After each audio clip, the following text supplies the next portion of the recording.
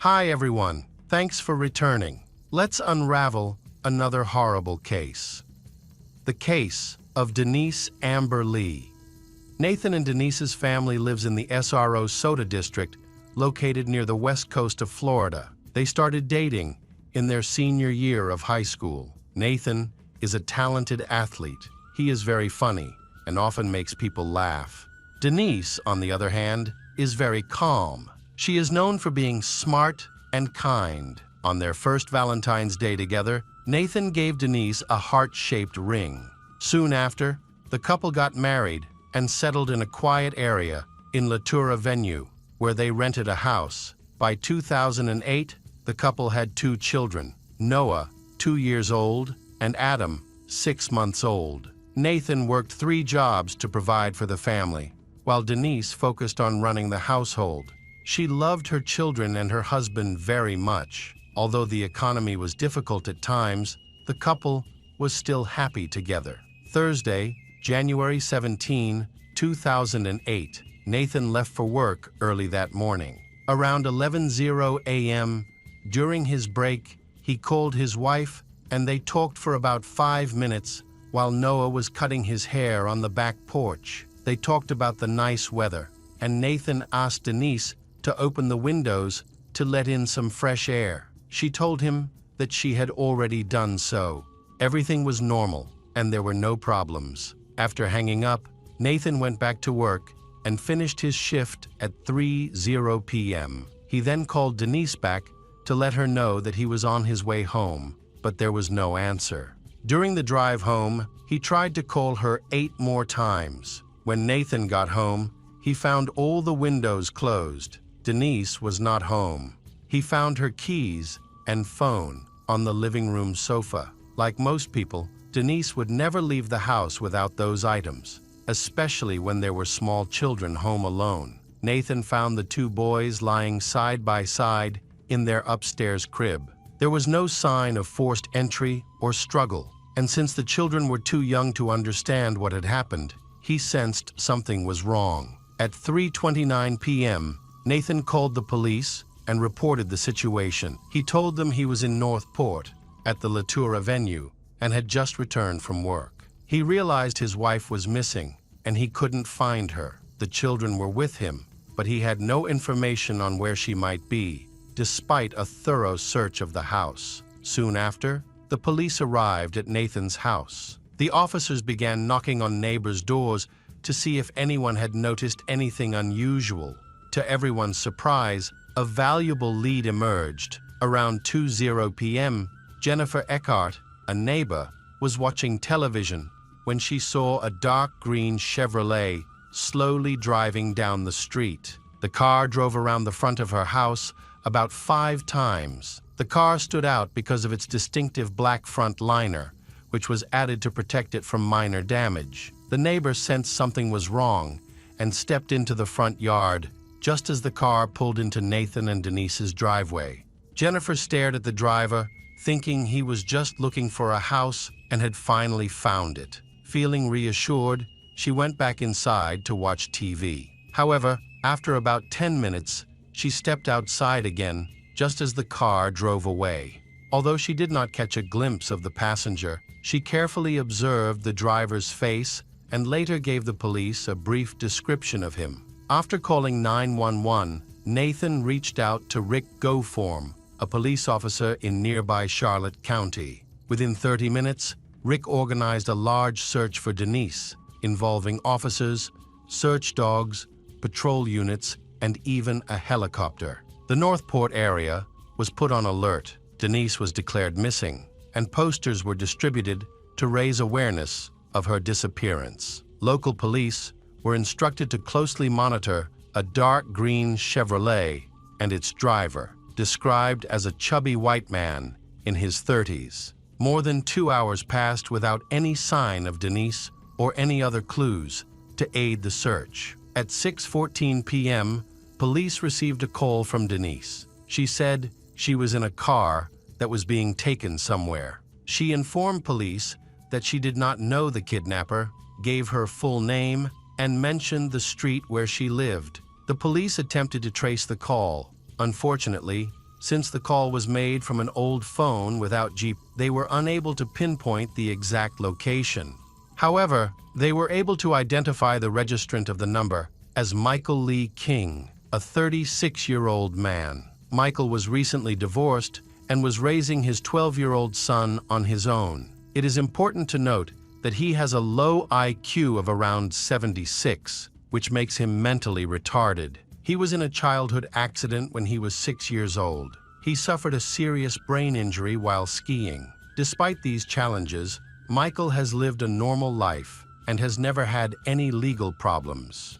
Denise gave her name and home address in the call to the police, and the police immediately forwarded this information. The recording of the call was passed on to Denise's father, who recognized his daughter's voice, confirming that she was in danger. It was clearly Michael who had kidnapped Denise. During the call, Michael mentioned his cousin, Harold. Suddenly, after Denise's call ended at 18:23, the police received another call from Harold's 17-year-old daughter, Sabrina. Sabrina said that her uncle Michael stopped by to visit her father, and a woman jumped out of his car.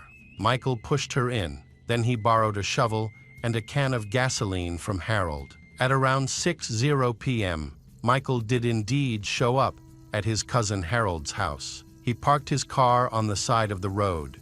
He asked for gas, a flashlight, and a shovel. He explained that the lawnmower had gotten stuck in the mud in front of his house. As Harold was handing him some things, they heard a woman screaming in distress from the car. Harold asked Michael what was going on, but Michael dismissed it, saying that Harold didn't need to worry. Michael then got into the driver's seat and drove away quickly. Initially, Harold thought that he might have just witnessed a family argument between Michael and his new girlfriend. However, he couldn't shake the uneasy feeling about the situation. To avoid making a mistake, Harold decided to go home first to see if Michael was okay. When he arrived, Michael wasn't there, and he wasn't in the front yard either. Meanwhile, their daughter, Sabrina, was worried about the uncut lawn, which prompted her to call the police. Police became concerned when they learned about the items Michael had taken from Harold, prompting them to intensify their search. At 6:30 p.m., just 7 minutes after Sabrina's call, 911 operator received another call from Jane Kowalski, who was driving south on the freeway. She noticed something disturbing. She reported that while stopped at a red light on Chamberlain Street, another driver pulled up next to her, and she heard a woman screaming loudly from inside the car. Jane described the car as blue, like a Chevrolet from the early 2000s. The driver was a light-skinned man, and there was a woman in the back seat who was screaming and banging on the windows. Jane then reported that the driver was about to turn left, and the dispatcher advised Jane to follow him closely and keep an eye on him. Moments later, Jane reported that the man accelerated away, making a sharp left turn onto Taldeblay, leaving her no time to react. Now, she was unsure if she could catch up with him because of the heavy traffic on the highway, which made driving very difficult. Jane believes she witnessed a kidnapping. She accurately described the driver and the make of the car. However, she got the color of the car wrong. She mistook green for blue. She observed a man turning the steering wheel with one hand while pressing the head of someone in the back seat with the other. She heard someone screaming and banging on the window. Jane then caught up with Michael's Chevrolet, and both cars remained stationary for a while, waiting for the red light. Eventually, Jane began to move, and Michael changed lanes to follow her. Jane deliberately drove slowly, thinking that the Chevrolet driver would pass her, allowing her to follow. But at that moment, Michael also slowed down and turned towards Mishtar 75. Jane then called the 911 operator and provided the location of Michael's car. But the situation then took a tragic and unexpected turn. Jane provided information to the 911 operator about the location of the kidnapper's car. However, officers were never dispatched to the location she provided. A recording of Jane's conversation with the operator shows the office was very noisy. The operator relayed the information to 2 dispatchers, while loudly expressing frustration with them. Both dispatchers admitted to receiving the information, but did not send patrol units to the designated area. The dispatchers later explained that Jane's call came during a shift change and that they were understaffed at the time. The dispatchers were eventually suspended without pay. A search helicopter and several patrol units were on standby, but no one informed them of the exact location of Michael's car. The next day, Jane saw a photo of Michael on the news and immediately recognized him as the driver she had seen the day before. She reached out to the police, introducing herself as the woman who had called 911 the previous day, and asked if they needed any more information. To her surprise, the officers were unaware of her call and did not know who she was. Now, let's go back to the day before when Denise was still in the car. At 5:50 p.m., 20 minutes after Jane's call, 911 received a 5th call. Michael's cousin, Harold, reported that he wasn't sure what the problem was, but it sounded like someone needed medical assistance. He mentioned a green 1995 Chevrolet and indicated that a woman inside the car appeared to need help. Chevrolet called from a payphone and shared all the details, but he didn't want to reveal his identity. His information largely matched what his daughter Sabrina had provided. Over the next 2 hours, the officers found no leads. At 21:16, Officer Edward Pope was on Tala de Blaze Street when he saw a green Chevrolet speeding and making a sharp turn to the south. The officer pursued the car and managed to block it with his own vehicle, causing Michael to crash. After the accident, Officer Edward ordered Michael out of the car. After Michael got out of the car, he was soaked to the waist, and his boots were covered in mud. In his pocket, the police found the phone that Denise had used to call 911, but it had lost its battery. The police checked the back seat of the car, but found no sign of Denise. The Chevrolet Camaro was towed by the Nord Port Authority for a detailed inspection. Inside the vehicle, officers discovered a SIM card and a gasoline canister. The back seat and a blanket showed signs of staining. Denise's fingerprints were found on the exterior of the driver's window.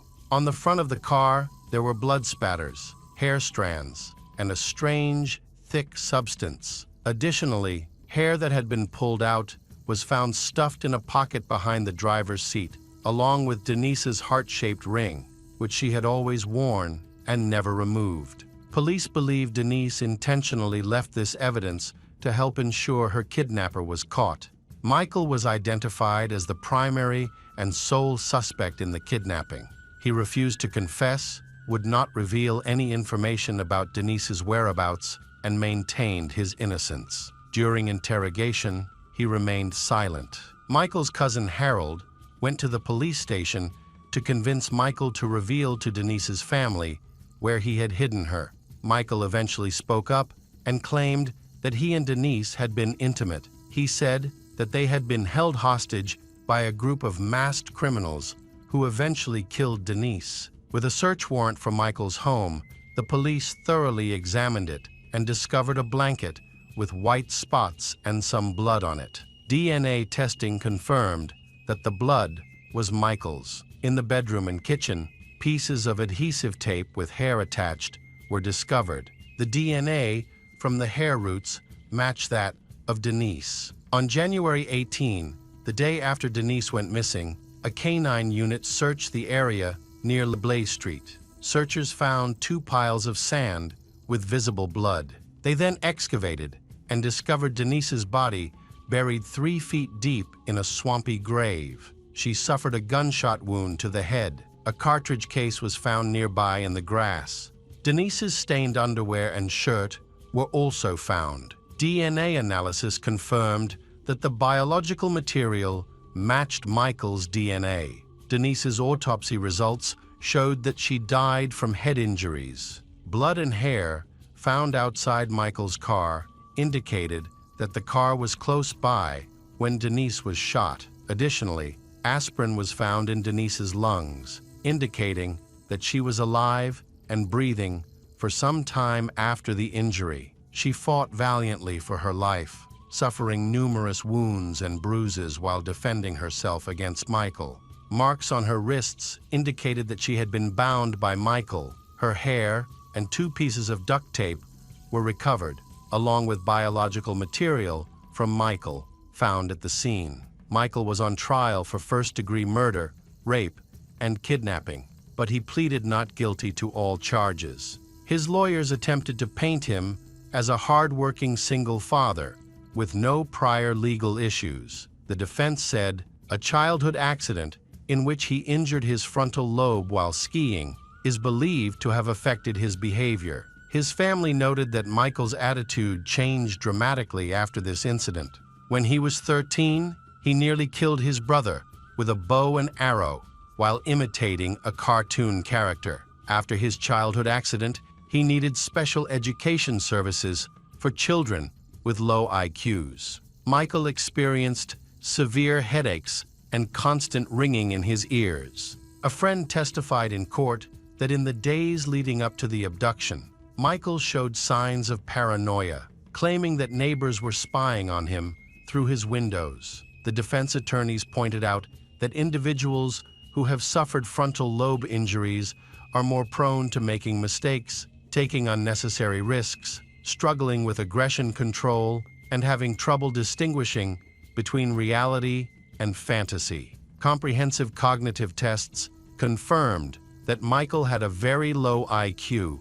However, he still understood the concepts of actions and their consequences. Michael's defense arguments quickly weakened, especially with the shocking blood and DNA evidence presented against him in court. Additional evidence, including hair strands and Denise's heart-shaped ring hidden in a seat pocket. Family Michael's younger brother Jim took on the responsibility of raising Michael's son, who was 13 at the time.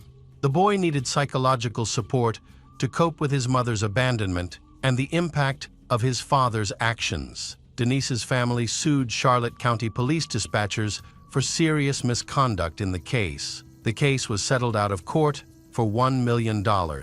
A few months after Denise's death, her husband, Nathan, established the Denise Amber Lee Foundation. He spent the next several years traveling the country, advocating for standardized training for emergency dispatchers. His dedication to this cause is truly admirable.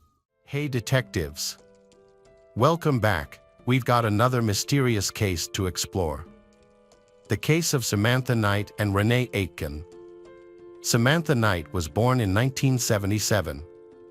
She lived with her parents in the suburbs of Menly, Australia. But her parents' relationship did not last long, and they divorced. Then, she and her mother moved to Bronte. When she was in 6th grade, they relocated again, this time to Bondi, a suburb of Sydney, where they settled in an apartment on Imperial Street. Their lifestyle was modest. Her mother worked long hours, which forced her to be independent. Her father frequently visited and provided financial support. On August 19th, Samantha, a schoolgirl, turned 9 years old. After classes ended at 4 p.m., she returned home around 4:15 p.m., while her mother was still at work. In the 1980s, it was common in the suburbs to use simple door latches. The neighborhood was calm and safe, and everyone knew each other, allowing children to stay home alone in locked houses while their parents worked. This was considered normal, so Samantha had the freedom to come and go from their apartment while her mother was at work. August 19th was just like any other day. After school, Samantha changed into a pink skirt, a dark blue jumper, and blue sandals before heading out for a walk.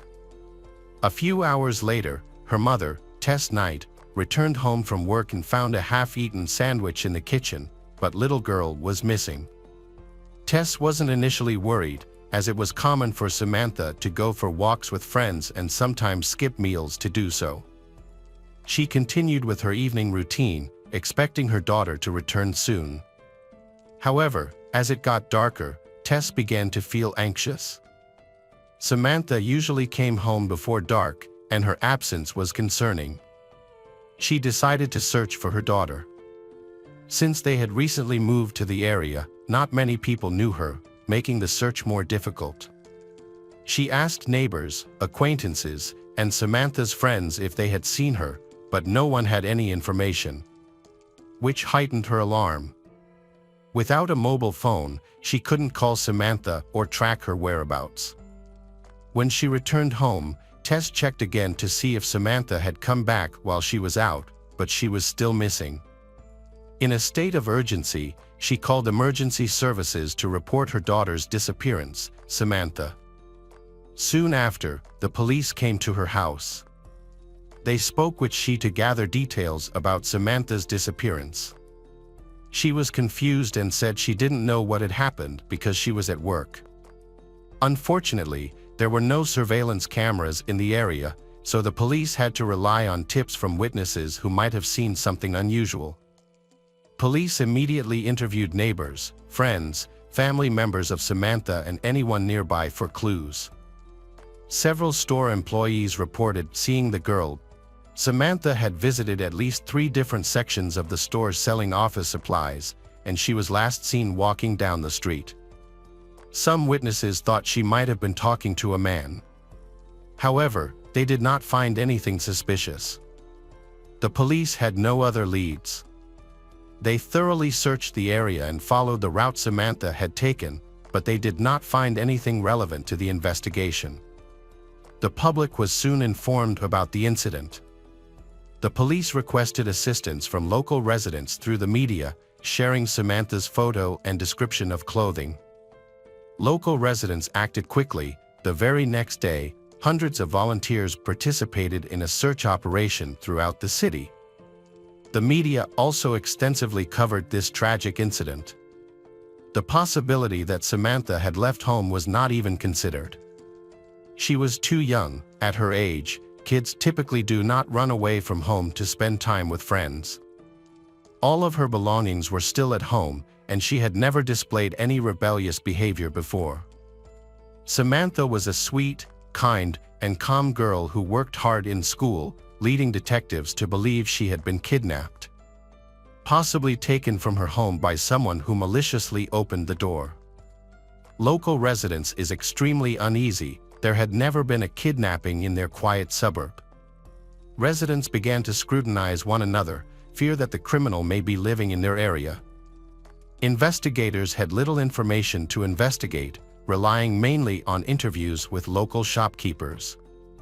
Unfortunately, no one could provide useful leads to help locate Samantha. The investigation was further complicated because in the 1980s and 1990s, methods of tracking missing persons were not well developed. There were no alert systems like Amber Alerts, no DNA testing, and other modern investigative techniques. Therefore, law enforcement agencies need to conduct searches as efficiently as possible. For instance, they created a mannequin dressed like Samantha the day she disappeared to help jog the memories of those who witnessed it, but this did not produce the expected results. Tess was heartbroken. Samantha's father also joined the search for daughter. Initially, he was even considered a suspect, as investigators thought he might have kidnapped his daughter to keep her with him. However, he denied these accusations. He explained that he maintains a peaceful and respectful relationship with his ex-wife and sees his daughter regularly. There was no reason for him to kidnap her. When the investigation gets difficult, detectives must try their best to identify suspects.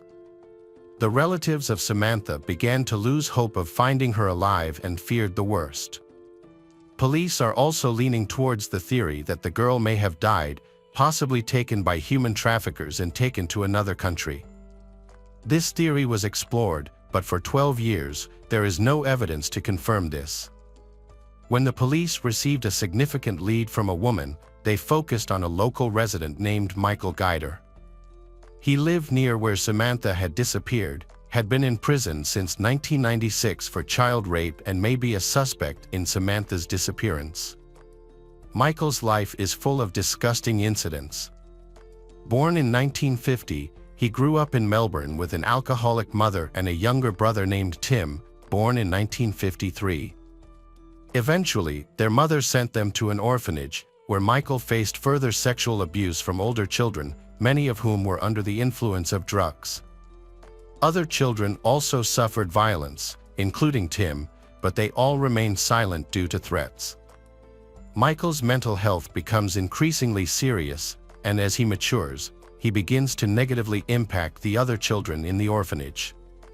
When he was 15 years old, he escaped and began a life of petty crime. His younger brother, Tim, no better, he committed armed robbery and was imprisoned for it. After serving his time, Tim seemed to reform. He became a sculptor, got married, and had children, staying out of trouble and off criminal records. In contrast, Michael continued his criminal activities and showed no intention of changing. He never held a steady job and only worked part-time as a gardener, mowing lawns for neighbors. Michael's first arrest came in the 1970s, when he was charged with setting fire to a store. As an adult, he developed a passion for Australian Aboriginal culture and became knowledgeable about rock art. However, in 1996, he was convicted of sexual offenses for molesting 11 children, aged 2 to 16. At least 60 similar charges were brought against him. Some sources suggested that the actual number of victims could be much higher. During the investigation into the child abuse cases, Michael quickly cooperating with the police. This was taken into account during the sentencing. As a result, he was sentenced to 6 years in prison. Michael usually acts in a consistent manner. He targeted vulnerable single mothers, often those who struggled with alcohol or drug addiction, or those who were easily influenced. By building trust with these women, he presented himself as kind and courteous, manipulating their perceptions to lower their guard. He often sought opportunities to be alone with their children, claiming he wanted to care for them while their mothers were away. Mothers noticed his attentive behavior and had no qualms about leaving him with their children. By posing as a caregiver, he gained access to the children, which he exploited. Michael would give the children Coca-Cola that was laced with sleeping pills. Once they were unconscious, he photographed and sexually assaulted them. Eventually, some children had the courage to tell their mothers about Michael, and the truth was revealed that he was acting like a serial predator. When the police searched his home, they discovered a large stash of photos, numbering in the thousands. Several photos showed instances of sexual abuse while the victim was unconscious, including images of Samantha and one of her friends without clothes. In one of the photos, police discovered the best friend of Samantha. At that time, she was already 21 years old, and detectives attempted to speak with her. However, both she and her mother refused to cooperate. Eventually, they were summoned to court and compelled to testify. Investigators are looking into a connection between Michael, a serial rapist, and Samantha's disappearance. Among the evidence found, police discovered a peculiar album containing newspaper clippings about missing children, including Samantha. Detectives were curious about why he kept these clippings. Normally, criminals often do this to gather mementos related to their crimes. During questioning, Michael claimed he was simply interested in unsolved cases out of curiosity. While this album was not a major issue, when combined with other elements of his criminal record, it raised serious concerns. After reviewing all the evidence, including photographs of violent scenes, police filed 11 additional charges against him. The total sentence for these new crimes was 6.5 years. At that time, investigators were unable to charge Michaels with kidnapping Samantha, but they suspected his involvement in her disappearance and continued to monitor him. While he was in prison, police observed that he was beaten during all interrogations. He endured severe mistreatment, his cellmates attacked and assaulted him, and the guards failing to intervene. In 2000, journalist Denise Hoffman wrote a book about the missing child, Samantha. She was personally acquainted with Michael and highly appreciated his work as a renowned expert on Australian Aboriginal life. He was knowledgeable in this field and had appeared on television. However, despite their friendship and his expertise, Denise had strong reasons to believe that he was linked to the case of Samantha's disappearance. She begins investigating on her own after he confides in her about his wife, who also knows Samantha's mother. Denise noticed that Michael's demeanor changed significantly whenever the conversation shifted to Samantha's case. During these discussions, his expression will change a lot. He began speaking in a strange, muffled tone and appeared increasingly unsettling. This behavior made Denise even more suspicious of him. Unfortunately, Denise were unable to resolve the case and failed to get a confession from Michael. He denied any involvement in Samantha's disappearance, claiming he had only seen her a few times and did not remember her. This was clearly a lie. To assist the police, Michael's younger brother, Tim, agreed to help him confess. Tim underwent intensive training and consulted psychologists to find the most effective method to help Michael tell the truth. Michael was already under significant stress, and as he broke down, he confessed to accidentally killing Samantha in 1986. He described to the detectives what happened the day little girl disappeared. He claimed that he had known Samantha for some time and had earned her trust, which led her to agree to go with him that day. Michael drove her to a remote area in the wilderness. There, he offered her a bottle of CoCA laced with sleeping pills. After she drank it, she lost consciousness. When he began to assault her, she suddenly woke up and started screaming. To silence her, he gave her more sleeping pills, and she passed out again. Afterward, he briefly stepped out of the car for a walk. When he returned, he found that little girl was unresponsive. However, he maintained throughout the interrogation that it was an accident. He claimed he only intended to assault her and never meant to kill her, insisting that he had never killed anyone before. Michael accepts responsibility for his actions towards Samantha, but he did not apologize to her family or leave the courtroom. In 2002, he confessed during the trial to the unintentional murder of Samantha Knight and was sentenced to 17 years in prison, with the possibility of parole after 12 years. Samantha's family were outraged by what they considered a lenient sentence, but this was the maximum penalty for manslaughter at the time. The prosecutor called Samantha's best friend as a witness. This girl, who appeared in photographs and was believed to have also been affected by Michael's actions, had previously refused to speak to law enforcement, citing fears of revealing information. Her silence had serious consequences for many children, including the tragic loss of Samantha. She attended court with her mother, who supported her, but their identities were kept confidential. Samantha's best friend mentioned that she often felt lonely when her mother was at work, so she will go for a walk. During those times, she met Michael, who gave her the attention she craved. Friend claimed that Samantha's mother sometimes left she with Michael and even spent the night with him, during which he molested she.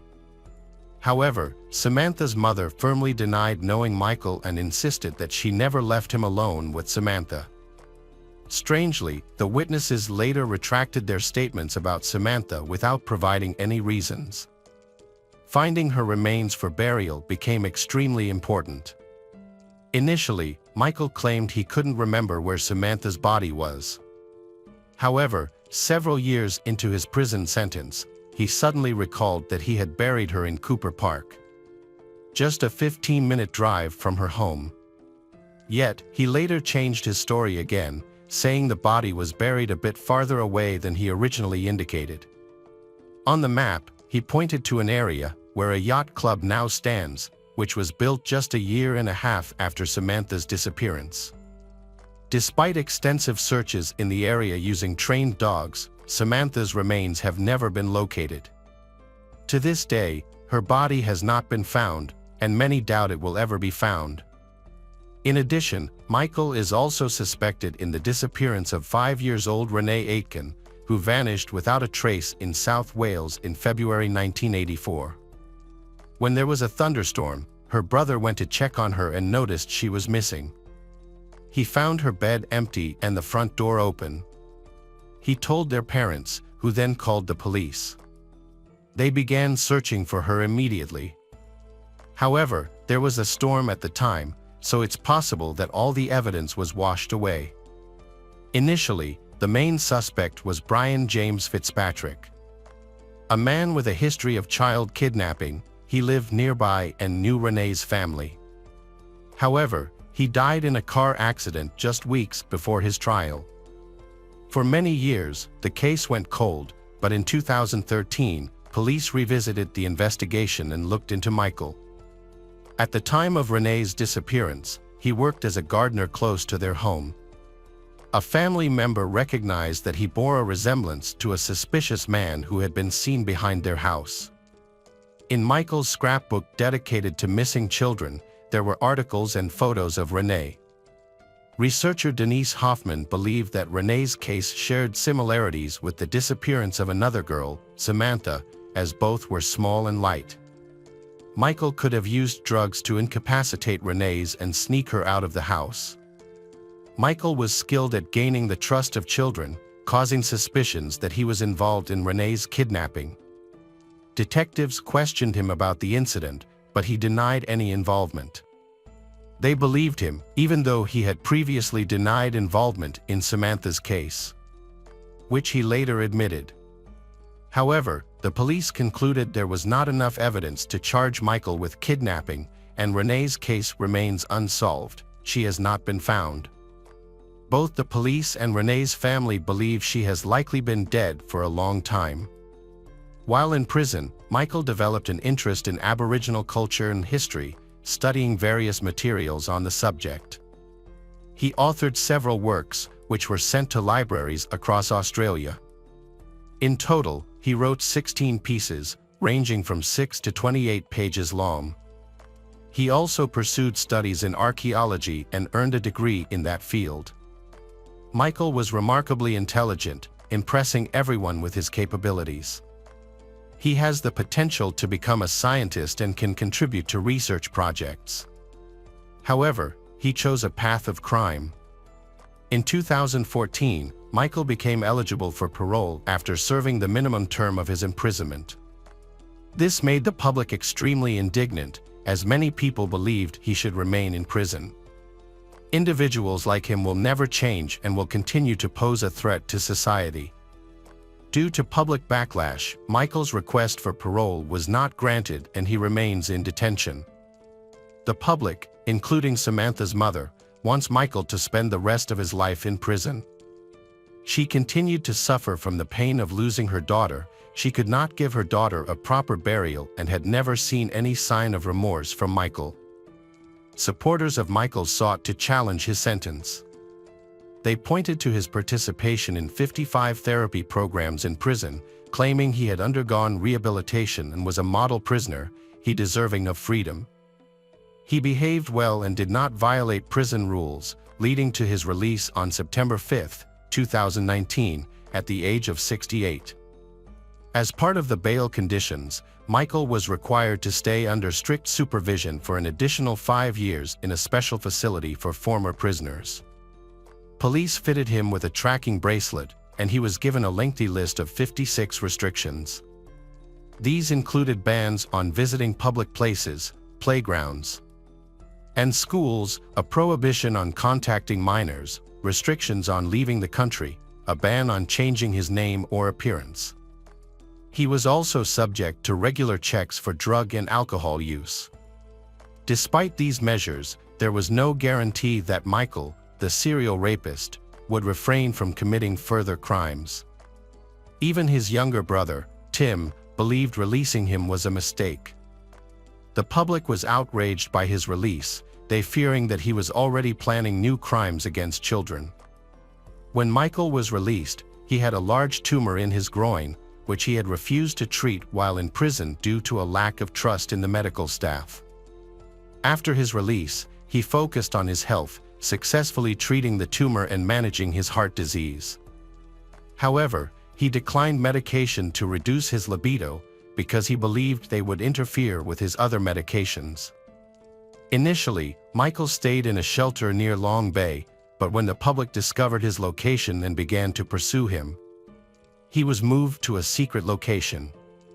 The public was outraged that once his supervision period ended, he would be completely free, able to change his name and appearance, get married, have children, and travel, opportunities that Samantha would never have. This led many to believe that his sentence was unfair. Hello, crime enthusiasts, are you ready for another chilling investigation? The case of Kelly Dwire. Kelly Dwire was born in 1986 in Lincolnshire, a suburb of Chicago, to a loving family. In 2002, when Kelly was 16, her parents decided to divorce, but they remained on friendliness terms for her sake. The divorce was a traumatic incident that significantly impacted her life. A year later, she graduated from high school, but she unsure of her future plans. She took a break before college and worked part-time at a restaurant. In 2008, at 22, Kelly made a big decision to move to another city to start a new life. She chose Milwaukee, Wisconsin, which was about an hour from Chicago and reminded her of her hometown. The city was the largest in Wisconsin in terms of population, offering great opportunities. Kelly quickly made new friends, attended college, and got a job as a yoga instructor to pay for her tuition and accommodation. She also worked occasionally as a babysitter to tackle financial difficulties. As a child, Kelly loved visiting all the trendy, interesting, and popular places in the city. She enjoyed her life new and was making big plans for the future.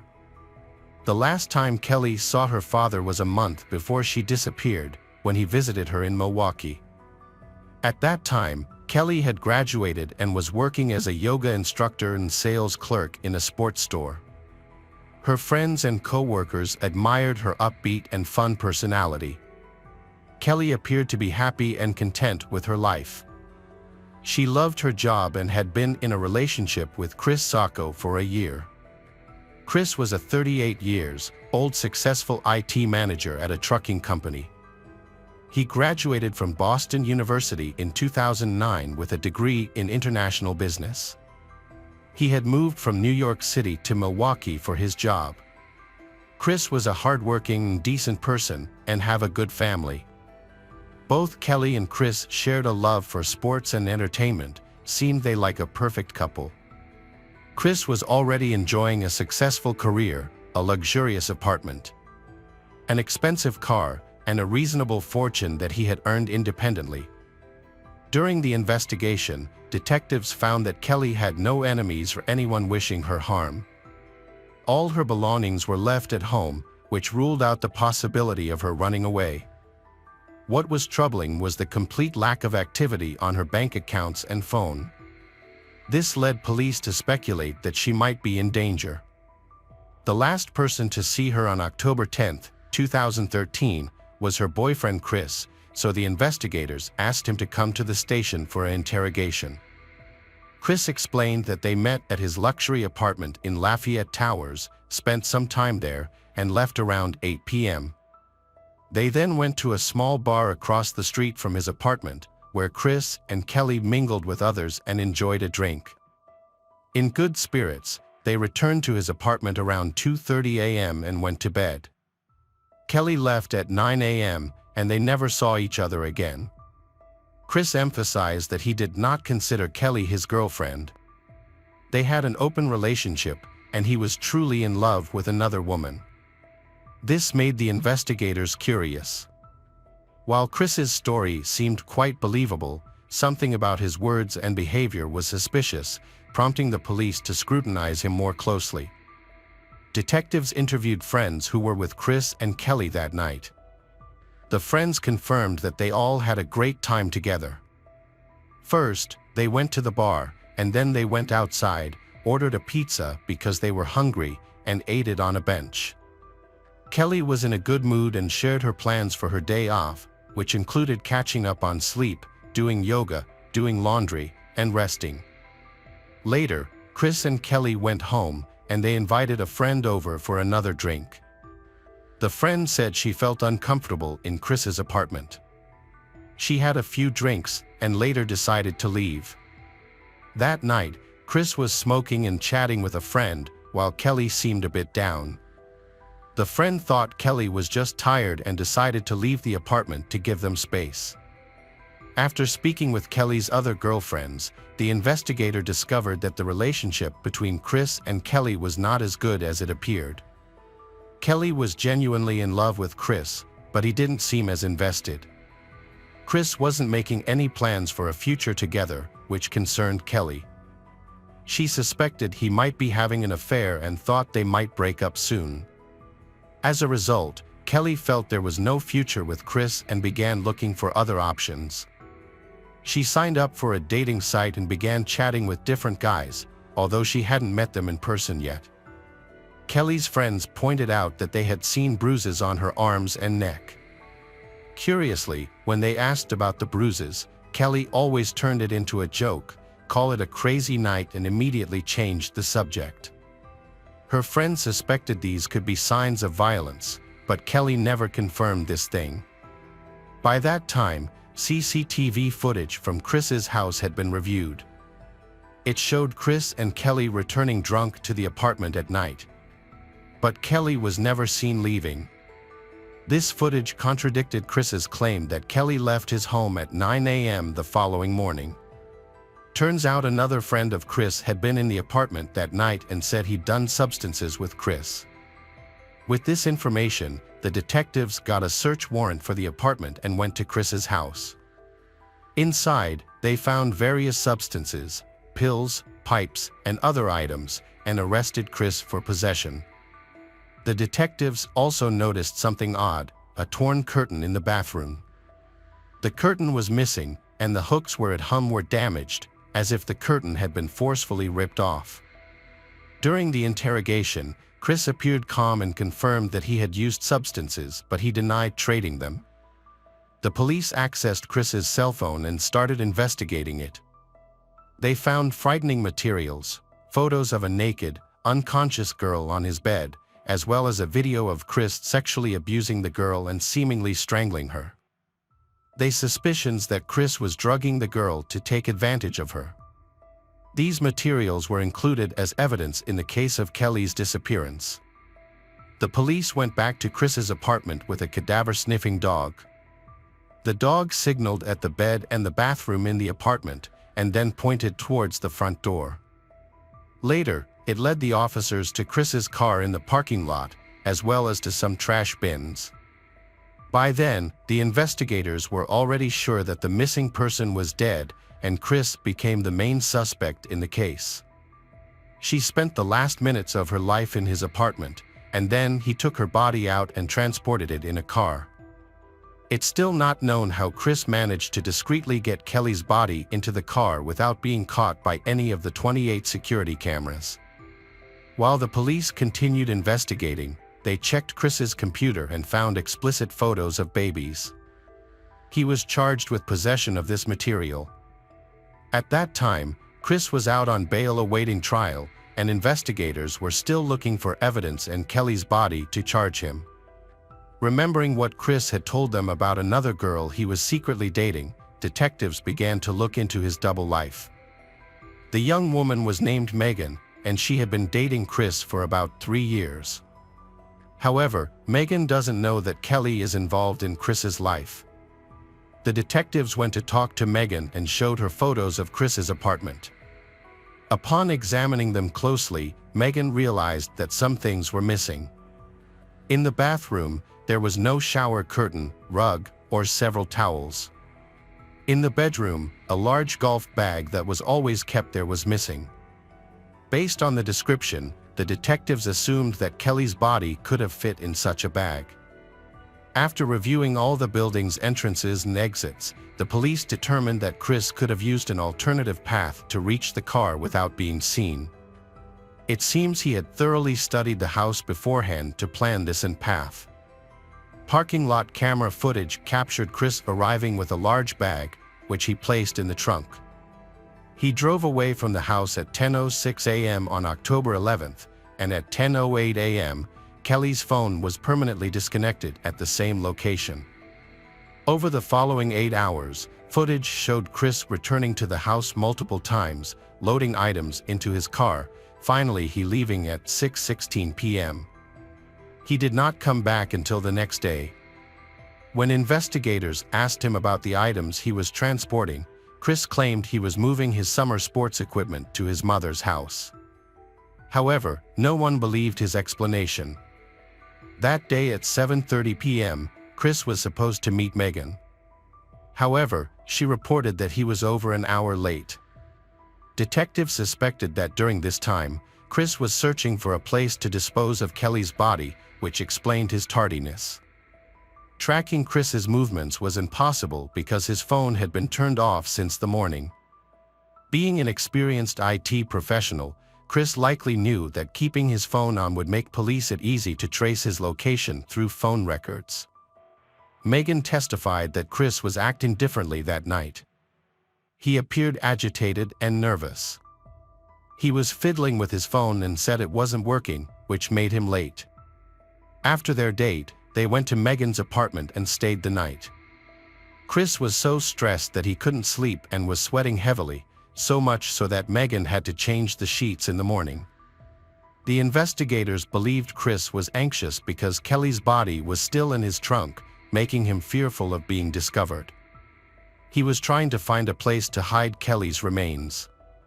On the morning of October 12th, he said goodbye to Megan and departed. Earlier, he had tried to persuade Megan to urgently move with him to another city, Denver, but she declined. The police officers tracked Chris's location using the car's GPS and found that he was heading to a place called Cheese House, a cheese store located 130 kilometers from Milwaukee. It seemed unusual for Chris to drive such a long distance early in the morning just to buy cheese. However, Chris claimed he went there to purchase cheese for his parents, and he even had a receipt showing a purchase at 9:55 a.m. on October 12th. His parents confirmed he had indeed brought them cheese. Still, it was hard to believe his story, because the same type of cheese could easily have been bought at a local supermarket nearby. The police suspected this area was where Chris had hidden Kelly's body.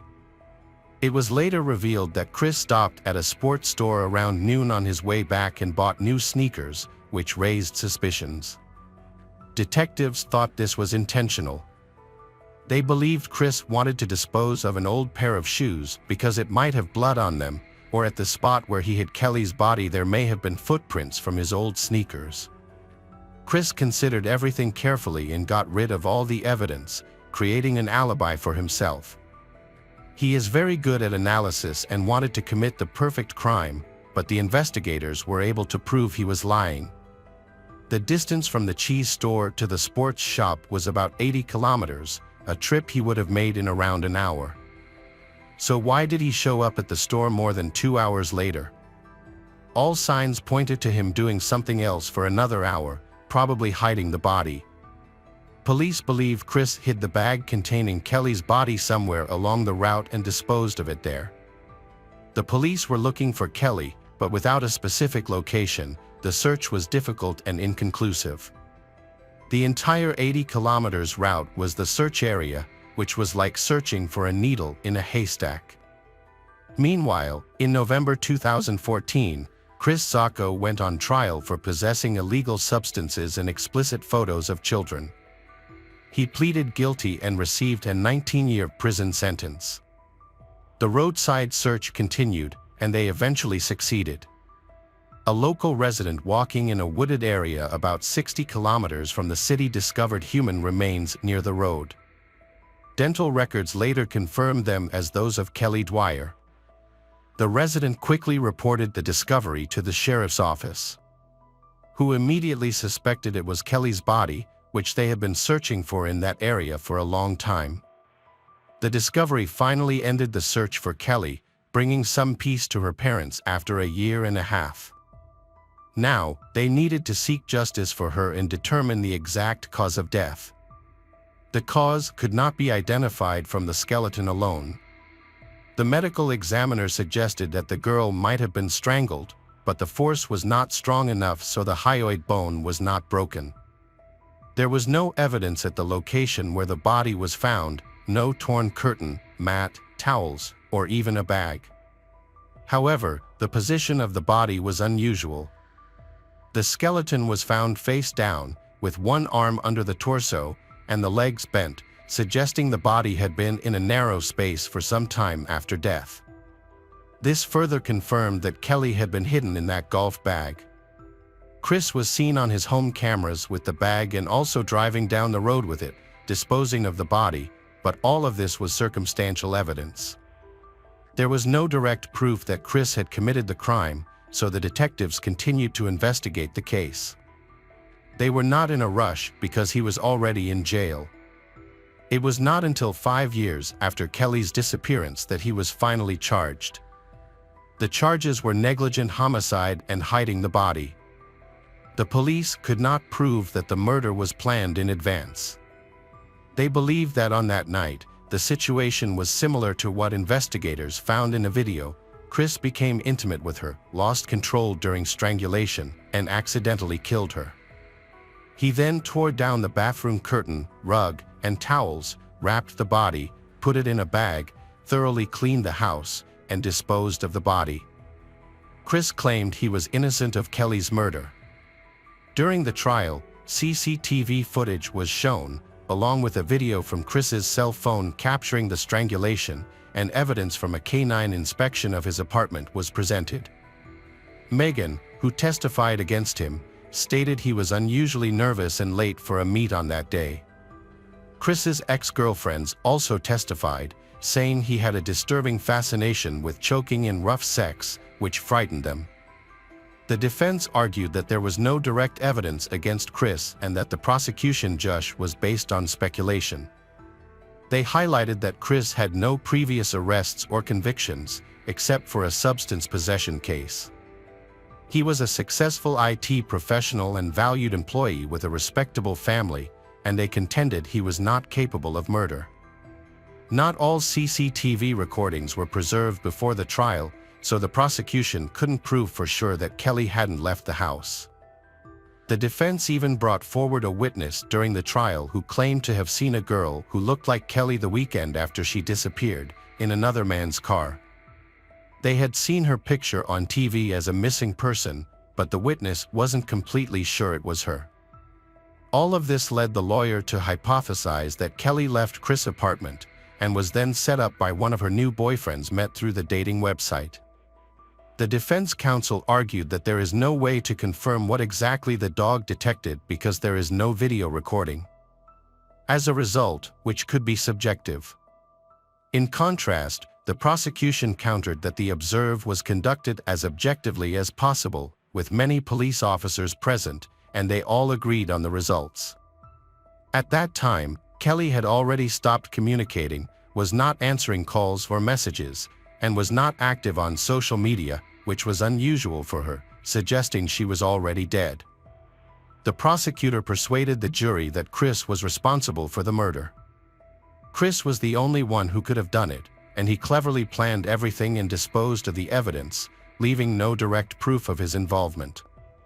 The jury deliberated for a long time but ultimately found Chris Sako guilty of first-degree negligent homicide and concealing the body. Kelly's family and the prosecution requested the maximum sentence of 48 years in prison, while the defense attorney asked for the sentence to be reduced to 22 years. In December 2018, Chris Sako, aged 43, was sentenced to 31 years in prison, 26 years for manslaughter and 5 years for concealing the body. He is currently held at the Green Bay Correctional Facility in Wisconsin. He will be eligible for parole in 2065 at the age of 90. Chris attempted to appeal the sentence, but his appeals were denied. Kelly's family is satisfied with the sentence, as it effectively means he will spend the rest of his life in prison. Hello friends, welcome to our channel. Today we're going to take a look at another horrible case with you. The case of Kendra Hatcher. Kendra Hatcher was born on February 3, 1980, in Springfield, Sangamon County, Illinois, to Reagan Hatcher and Bonnie Gibson Jameson Cawley. Her parents divorced, and her mother remarried Bruce Jamon. Kendra had 3 sisters, Jamie Kalman, Ashley Lipham, and Melissa Jameson, and 1 brother, Neil Hatcher. She grew up in Pleasant Plains and pursued her studies in dentistry there. Following her divorce in 2010, she relocated to Dallas and started working at Smile Zone Dental Studio. Kendra, who had a strong Christian faith, aimed to use her dental skills to help others. The clinic, for instance, offered free services to disadvantaged children. In her free time, Kendra taught Bible studies and took part in volunteer programs, which involved building churches abroad and offering free dental care to children in Ecuador. Her career quickly took off, and her poor solo life thrived. On May 24, 2015, Kendra started dating Dr. Ricardo Paniagua. They met through a dating app, and from their first date, they became inseparable. Both shared similar values and interests and wanted the same things in life. Ricardo was completing his dermatology residency at the University of Texas Southwestern Medical Center. Despite having been in a relationship for just a few months, he and his girlfriend were already talking about getting married. Unfortunately, a tragic incident in a parking lot claimed her life, ending all their future plans. Investigators who arrived at the massacre site assessed the crime scene and initially suggested a robbery, as Kendra's purse and some valuables were missing. Beside her body, they discovered bullet fragments and a gun magazine. However, evidence from the shooting shifted the focus away from robbery. Kendra was shot twice. 1 bullet hit her back and another struck her head. The entry wound was at the top of her head, exciting G through the chin, suggesting that Kendra had her hands raised behind her head when she was shot. The murder theory was confirmed after the police obtaining CCTV footage, which helped reconstruct the events. The footage shows a black Jeep Grand Cherokee entering the parking lot at 7:15 p.m. Half an hour later, Kendra arrives home and parks in the same garage. A few minutes later, a man comes up to her, shoots her, and runs to the side, then jumps into the moving black Jeep. The videos were of poor quality and the crime scene couldn't be seen in them. The attackers couldn't be identified, but the vehicle was put on the wanted list. It was decided to release the images of the Jeep and the driver captured by the cameras to the media. The authorities asked the public for help, and that turned out to be effective. A man named Jose Luis Ortiz got in touch with the police. He reported that the car in the images was his, but made it clear that he wasn't involved in the shooting and wasn't drive. The vehicle.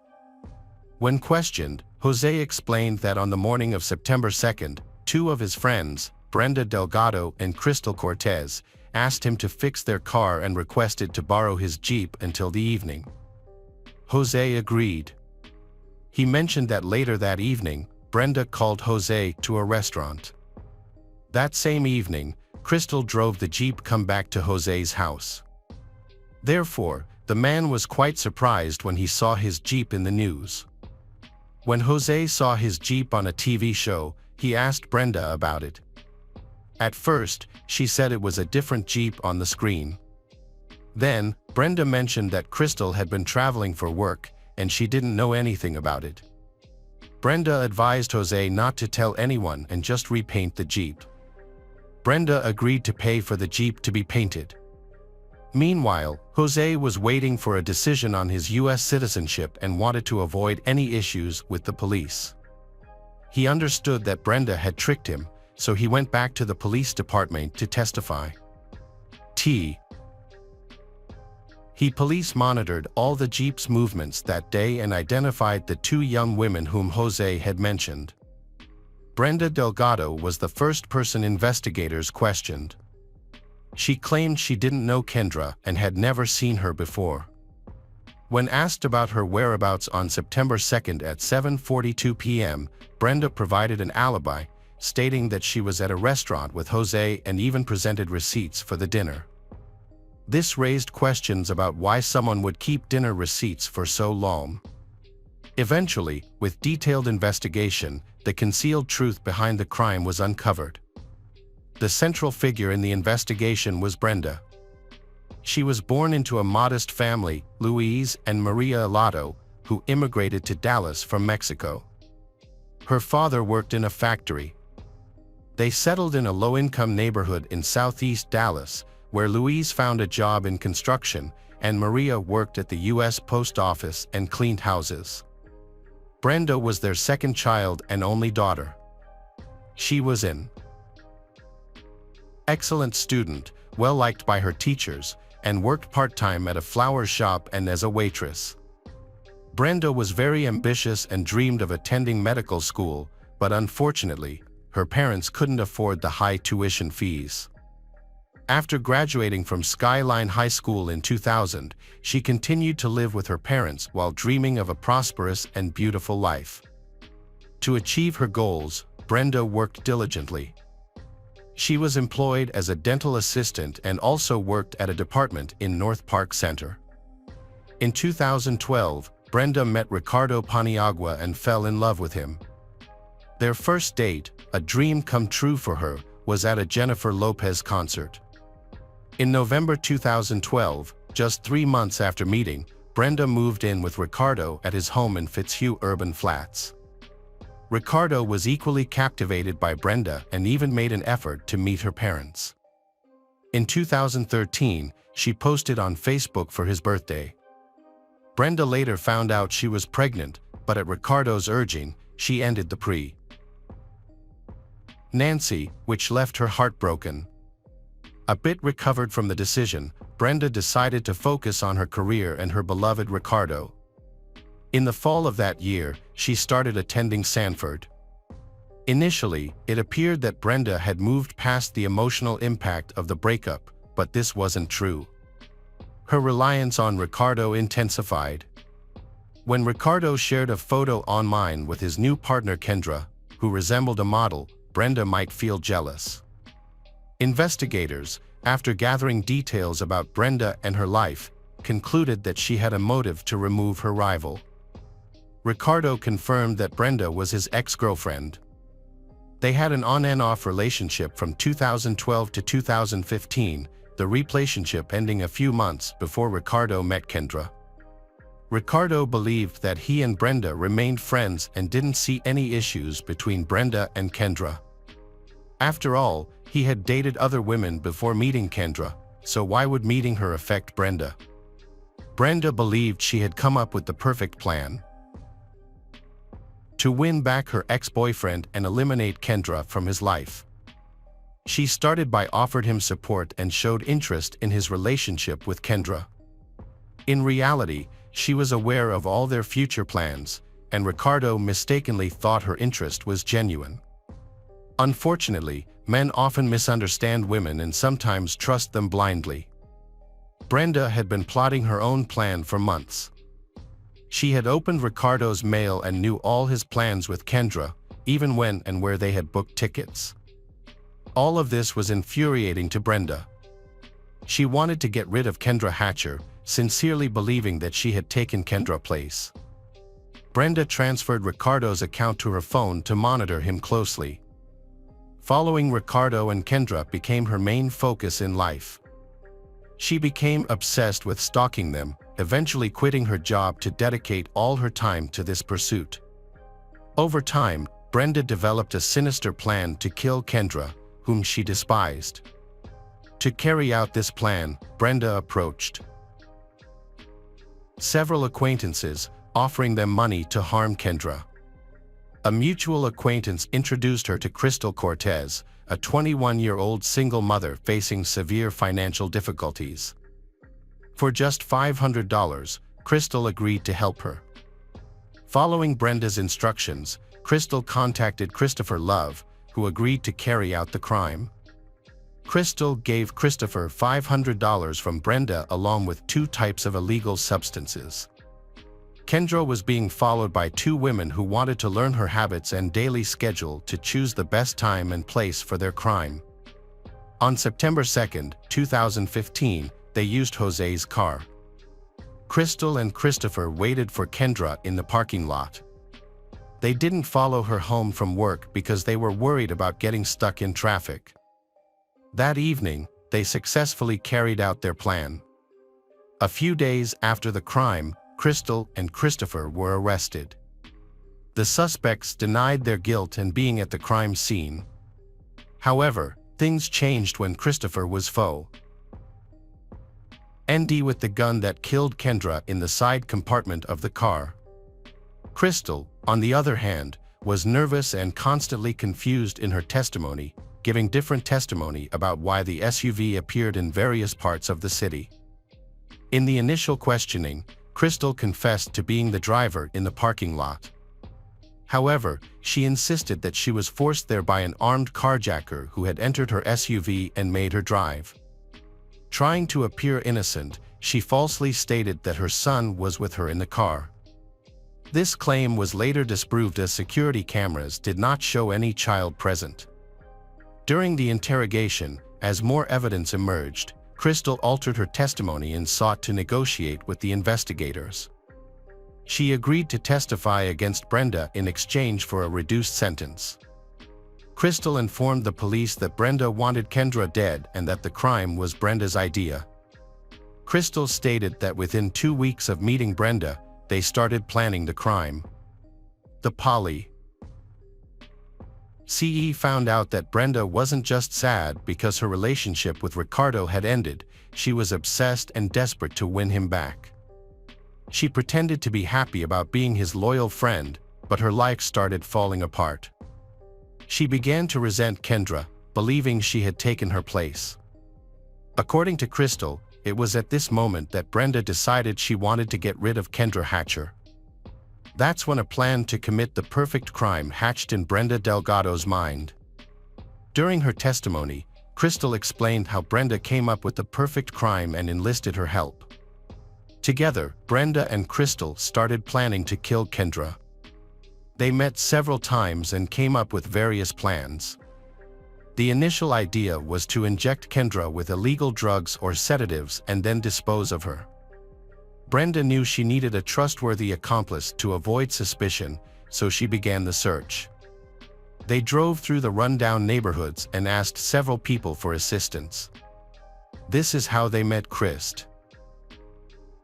Ofer. He agreed to help and played a significant role in planning the details of the crime. The three of them decided together that the quickest way to kill her was to shoot her. During their collaboration, Crystal disclosed that September 2nd was intentionally selected. Brenda was aware that Kendra and Ricardo were planning a trip to Mexico, so they decided to eliminate her before the vacation. Brenda told Crystal she wanted the crime to appear as a failed robbery. Next, the criminals then selected the location for the murder. For days, they meticulously followed Kendra's movements, recording her every minute to ensure nothing altered for the chosen day. After her work hours, they tracked her path home and planned how to subtly access the apartment complex's secure parking garage. On September 1, 2015, they conducted a final check. On the morning of the crime, Brenda and Crystal picked up the Jeep from Jose and then picked up Christopher. Brenda was dropped off at the library in Caro. Sultan to create an alibi, while Crystal and Christopher headed to Kendra's apartment complex. They waited across the street for about 30 minutes before driving to Kendra's workplace. After failing to follow her due to traffic, they went back to the house to wait. When Kendra arrived home, Christopher, wearing gloves, got out of the car, approached her with a gun, and shot her as she exited her vehicle. Crystal mentioned that she didn't witness the shooting but heard it. After that, she drove Christopher home, picked up her son from his grandmother, and later met Brenda at Jose's house to give him the Jeep. As a result, Brenda's dream was fulfilled. She was free from her despised rival and only needed to wait for a message from her beloved Ricardo. Brenda felt delighted that she had executed the perfect crime. Crystal's honest confession and testimony against Brenda clearly proved Brenda's guilt, leading to a swift issuance of an arrest warrant. However, when police went to arrest her, Brenda was not at home. As a dual citizen, she escaped to Mexico. Following her escape, her role in arranging a contract killing was revealed, and she was added to the wanted list. On April 6, 2016, the FBI added Brenda to their list of most wanted fugitives, offering a $100,000 reward for information leading to her capture. She was the only woman on the list at that time and the 9th woman ever to be included. Just 2 days later, Mexican authorities arrested her in Torreon, Coahuila. She was extradited to the United States on October 6, under the condition that she would not face the death penalty. Once in the U.S., she was charged with capital murder in Texas, and her trial began in 2017. During the court hearing, the families of Kendra and Ricardo openly shared their feelings. Witnesses verified Brenda's harmful obsession with her ex-lover and her intentions. In court, Brenda's cousin Moses Martinez discussed his sister's depression following her breakup with Ricardo. He also disclosed that Brenda had offered him money to attack Kendra with a baseball bat, a proposal he declined.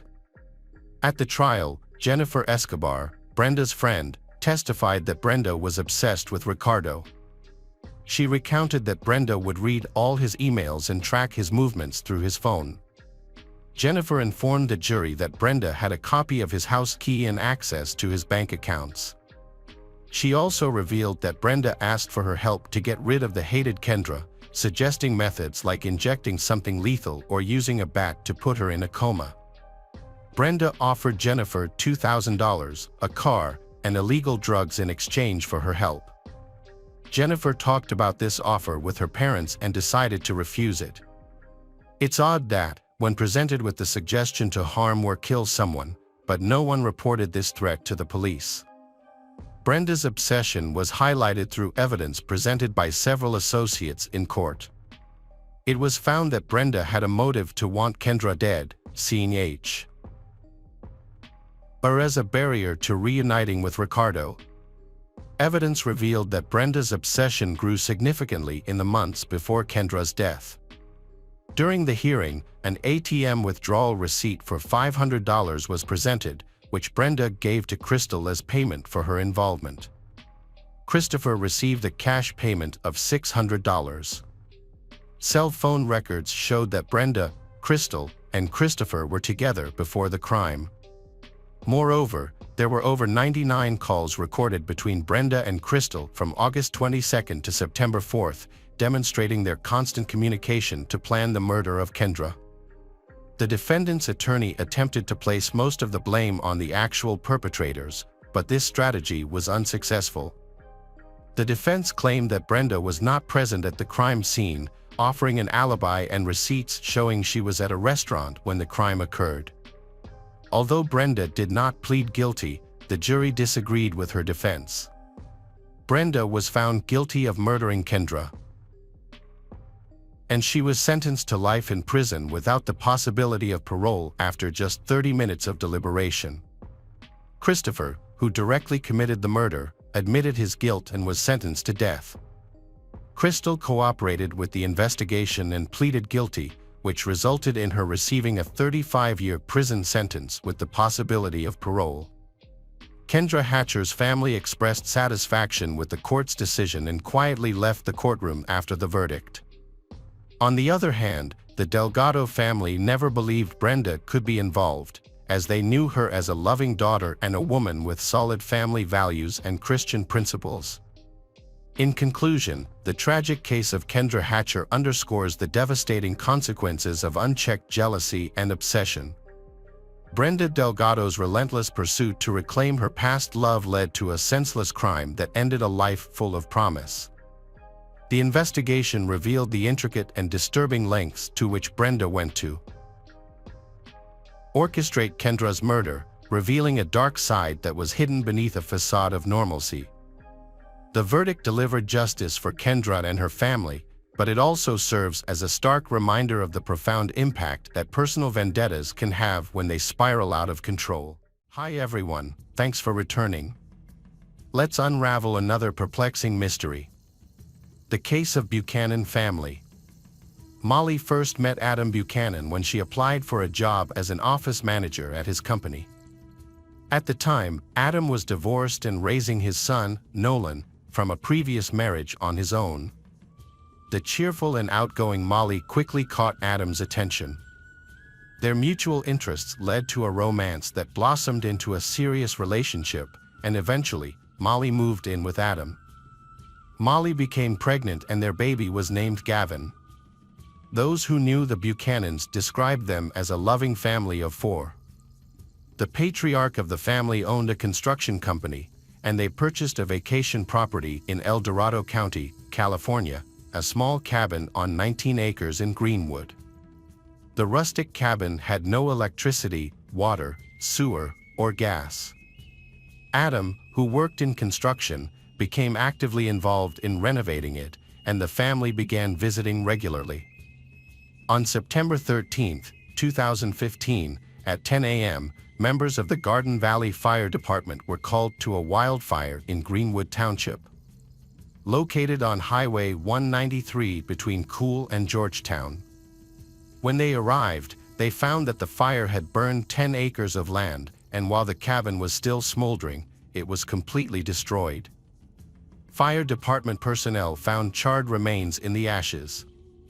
The fire scene was still intact, and at 11 a.m., firefighters contacted the El Dorado County Sheriff's Office.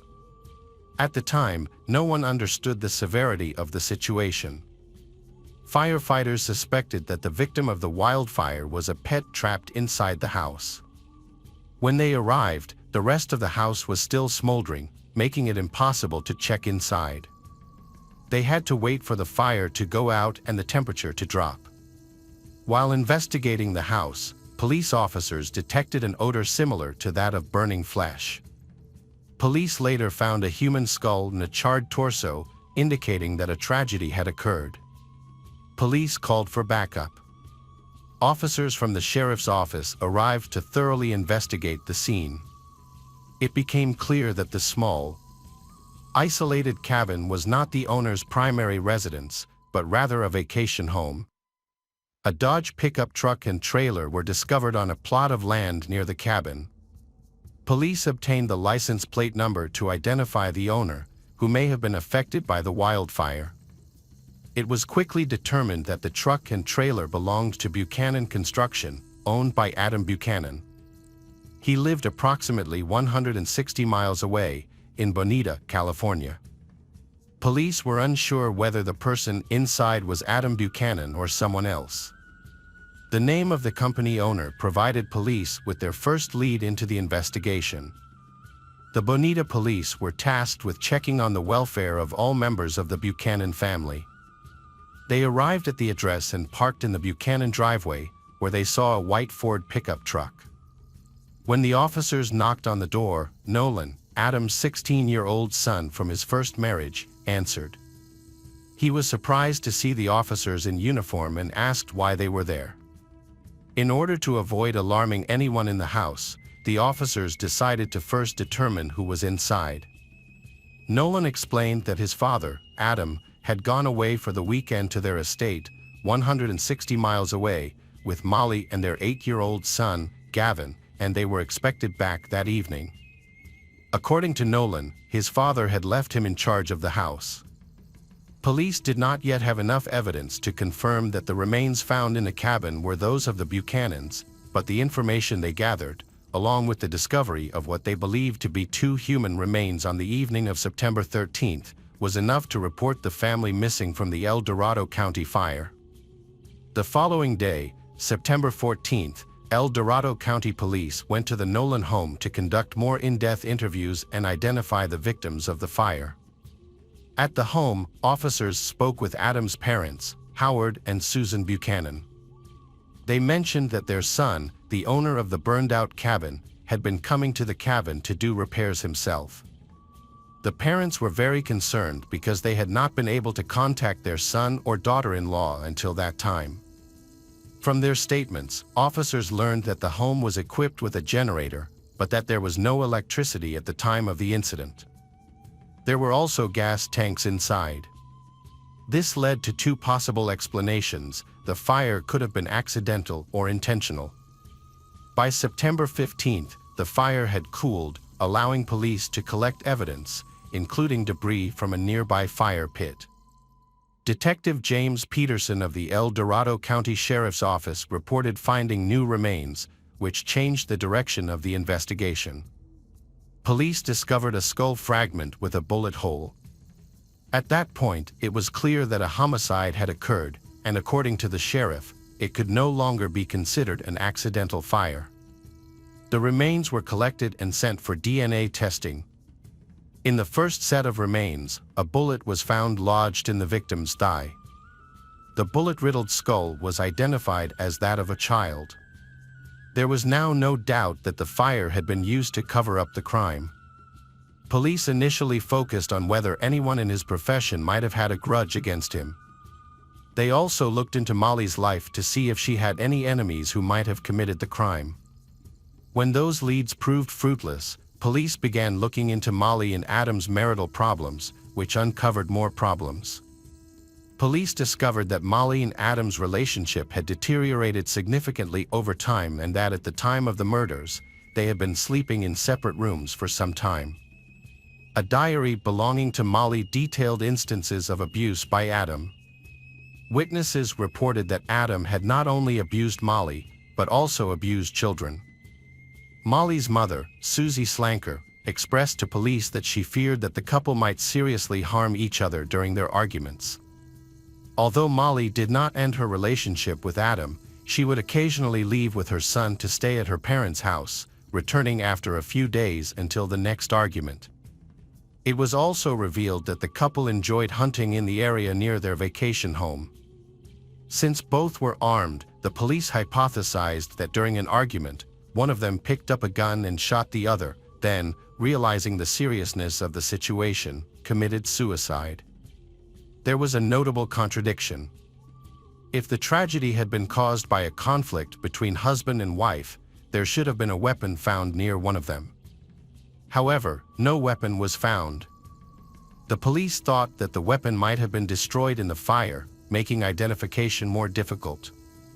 For 5 days, members of the forensic team meticulously sifted through the ashes of the house. Despite a thorough search, they did not find any weapons. At this point, the medical examiner confirmed that the DNA found on the bodies belonged to Adam Buchanan, Molly McAfee, and their 8-year-old son Gavin. All 3 victims had suffered gunshot wounds prior to the fire, and the angle of the shot made it unlikely that they had committed suicide. The absence of a gun suggested that a 4th person had been present in the home who had shot the Buchanans, prompting a complete reopening of the investigation. Police turned to the victim's 16-year-old son, Nolan.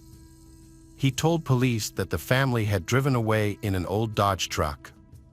Nolan explained that his father had chosen to use the company truck instead of their personal Ford, which was parked in the driveway, because he had loaded it with rocks for landscaping near their country cabin. The truck was later found near the burned-out cabin. When asked why Nolan did not go on vacation with his relatives, he explained, as he had in his first interview, that he needed to take care of the house and garden while his father and stepmother were away. Nolan also mentioned that a neighbor was illegally planting trees on the edge of the Buchanan property, which led to frequent arguments between his father and the neighbor. His father would often demand that the neighbor stop planting trees and threaten to call the police. Nolan spoke about the difficulties of the family business, revealing that the company was facing serious financial problems. The company was downsizing, with only 5 employees remaining. According to his father, debts were mounting rapidly. The investigation identified a suspect, a neighbor. The main problem was that no one could identify which neighbors were involved. The police went door to door, interviewing homeowners in the area. This approach paid off when they found a man who confirmed that he had argued with Adam about growing an illegal crop. However, he claimed that the disagreement ended after a tense conversation and that he had an alibi. After confirming the neighbor's alibi, the police investigated the family's financial situation, as their business was struggling. On September 18th, police went to Adam's company to talk to the employees. Nolan's words were correct. The company was in dire straits, facing bankruptcy with debts exceeding $30,000. As a result, several employees were fired. Several of these former employees were very unhappy about being fired, making them potential suspects in the case. This aspect provided an important lead for the police. Over the weekend, the local high school held a community cleanup day. Students worked to clear debris from a park located about a mile from Adam's construction company. During the cleanup on September 19th, they discovered a small wallet containing Molly McAfee and Adam Buchanan's wallets and identification cards hidden under one of the bushes. There was also a .22 caliber rifle nearby. Police were dispatched to the scene immediately. The county sheriff's office has since developed a new theory. The suspect may have used the rifle to kill the Buchanans and, to conceal the crime, remove their identification from the scene. This finding is significant because it suggests that someone traveled from Bonita to Greenwood to kill the family and then returned to Bonita to dispose of the evidence and the weapon. This suspect is likely a Bonita resident. The location of the evidence near Buchanan Construction supports the idea that the boss was killed by a disgruntled employee. Police have sent the gun and bag of documents for analysis and are seeking a search warrant for the company's records and premises. During their search, police accessed a video surveillance camera located on the company's premises. Fortunately, the camera focused on the parking lot, not the company's premises. Surveillance footage showed the family had left town on Friday, so police reviewed footage from that day. They were surprised to see that Adam had hooked up a trailer full of rocks to a Ford F-150, not a Dodge truck as Nolan had claimed. Police discovered that Nolan had deliberately interfered with the investigation. If the white Ford had pulled the rock trailer to the cabin, then someone must have driven it back and parked it in the Buchanan family's driveway. Police decided to interview Nolan again. Nolan repeated his account of the weekend, where he had been, and who he had met, but this time they also asked him about the movie he had seen at the theater and how he had paid for his shopping at the mall. When asked how he paid for dessert on their date, Nolan said he used his father's credit card. Police then obtained a search warrant for Buchanan's Bonita home, inspected his vehicles and reviewed his financial records. They found a Ford parked in the driveway, which they carefully inspected. They noticed red dirt on the tires, which matched the dirt found in Greenwood. If the Ford had made the trip the previous weekend or earlier, some dirt might have remained. Unfortunately, the fire destroyed the tire tracks near the cabin, but the accumulation of dirt suggested the car may have been in Greenwood recently. Officers tracked the bank card transactions and discovered that Adam Buchanan used his credit card at Taco Bell on Friday, September 11th, while traveling to Greenwood. Nolan, on the other hand, claimed he was home, not with his parents, and had a credit card with him. Police went to the diner and reviewed security footage, confirming their suspicions. A white Ford was seen instead of a truck. When they searched the Ford, they found a Taco Bell receipt from September 11th showing 4 drinks purchased, not 3. Additionally, evidence at the scene of the fire showed the presence of 4 drink cups, confirming that Nolan had been in the car. The next credit card transaction occurred on Saturday, September 12th, at the Valencia Club bar in Pennon, about 30 minutes from the cabin. Adam's parents had alerted detectives to the bar, saying their son and daughter-in-law often went there after working on renovating the cabin. Security cameras recorded the moment the couple left the bar, and highway traffic cameras tracked their route. A Ford F-150 was seen heading toward the Buchanan cabin at 2:30 a.m. on the day of the fire, and then driving in the opposite direction at 3:30 a.m. In the first instance, cameras captured Adam and Molly in the car. In the second, only Nolan was recorded. Hours later, on the morning of Sunday, September 13th, Adam's credit card was used at 3 locations owned by Bonita, Starbucks, McDonald's, and a gas station. The bank confirmed to police that Buchanan had only one bank card. This information contradicted Nolan's accounts. At this time, forensic results showed that Nolan's fingerprints were found on the gun. He was arrested in the classroom. Nolan Buchanan pleaded not guilty to the charges against him and attempted to twist the story by claiming that his father had shot his family. He said his father had pointed a gun at him, and in self-defense he took the weapon away, accidentally shooting his father. Nolan maintained that it was self-defense, claiming that the fire and his subsequent lies were due to his panic and extreme fear. He explained that he had doused the house with gasoline and set it on fire to cover it up. The defense repeatedly pointed to Adam's abusive behavior toward his son and other family members to the jury. The medical examiner raised doubts about the verdict, noting that the gunshot wound to Gavin's skull indicated it was fired at a nearly 90 degrees angle. Nolan, meanwhile, claimed that he and his brother's beds were next to each other and that they were both awakened by noises and screams. At that point, Nolan allegedly saw someone enter the bedroom and shoot Gavin. The shooter then pointed the rifle at Nolan, who was able to push the attacker away. According to this account, the shot would have come from about a 45 degrees angle, which is inconsistent with forensic evidence. The prosecution believes Nolan shot his younger brother Gavin while they were home alone, as their parents were at a bar. After waiting for their father and stepmother to return, Nolan shot them as well. The position of the bodies suggested that Adam was killed first, followed by Molly. Nolan then took his rifle, his parents' papers, poured gasoline over the bodies, and set the house on fire. He then went home, met his girlfriend, and spent the day with her to establish his alibi. On July 13, 2018, a jury convicted Nolan Buchanan of 3 counts of first-degree murder. He was sentenced to 150 years in prison, with the possibility of parole after 25 years. Hello friends, welcome to our channel. Today we're going to take a look at another horrible case with you. The case of Ariel Castro.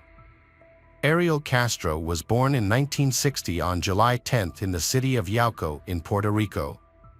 Ariel was the 3rd child in a poor family of 4 children, including parents Liliana Rodriguez and Pedro Castro, and sisters O'Neill, Pedro, and older sister Bonita. Ariel's family barely made ends meet and his parents were constantly arguing. Before Ariel went to school, his parents divorced. His mother Liliana took care of all the children. Now Liliana had almost nothing left to feed her children. In desperation, Liliana and her children decided to move to the United States and settled for a while in southeastern Pennsylvania. In the city of Reading, however, they soon moved to the neighboring state of Ohio and eventually settled in the city of Cleveland. Soon after, Ariel's father Pedro Castro also moved to Cleveland with his new wife and their children. Pedro Castro lived near Liliana and her children. Liliana later married, and Ariel soon had 4 more siblings. Ariel attended Lincoln West High School in Cleveland, graduating in 1978. In addition, Ariel also studied music and attended church regularly with her mother and siblings in a traditional Catholic family. As a teenager, Ariel met a young girl named Grimilda Figueroa, who lived next door to Castro. The two became friends while attending school, and Ariel and Grimilda later began dating. After saving money, Ariel and Grimilda decided to move to a house on Seymour Avenue in southwest Cleveland. The 2-story, 1,300 square foot house was built in 1890 and has been remodeled several times. Inside, there are 4 bedrooms, a dining room, a bathroom, and a spacious basement. However, since moving into the new house, Ariel regularly beats Grimilda and humiliates her morally and physically. Grimilda is still naive at this time and thinks that the situation will improve after the wedding and the birth of the child. However, as time goes by, the situation only gets worse. Grimilda tries not to let anyone know about the terrible things that are happening in her life. Grimilda hides her injuries under her clothes and makes up excuses for the injuries that cannot be hidden. In 1993, Ariel beat his wife so brutally that Grimilda suffered broken ribs, nose, and both arms from falling down the stairs after being pushed by Ariel. However, Grimilda steadfastly refused to report the incident to the police. The incident was covered up. Ariel repeatedly beat Grimilda in the mid-1990s. On one occasion, Ariel caused Grimilda a serious head injury that resulted in a blood clot and a tumor that could not be surgically removed. Ariel was arrested but released just a day later. By the late 90s, Grimilda was tired of the constant beatings and living in fear. Grimilda finally decided to file for divorce, took away the appliances, and moved out of the house. Grimilda won custody of all 4 of their children, Arlene, Antonio, Angie, and Amelia. However, Grimilda's nightmare did not end there. Ariel began to pursue Grimilda for money and threatened her to return to him. Realizing that Grimilda could not handle it on her own, Grimilda finally decided to report to the police to get a restraining order against Ariel.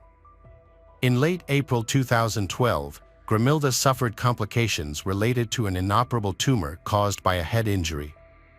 Grimilda's children were old enough to care for themselves and live their own lives, so they did not need a guardian.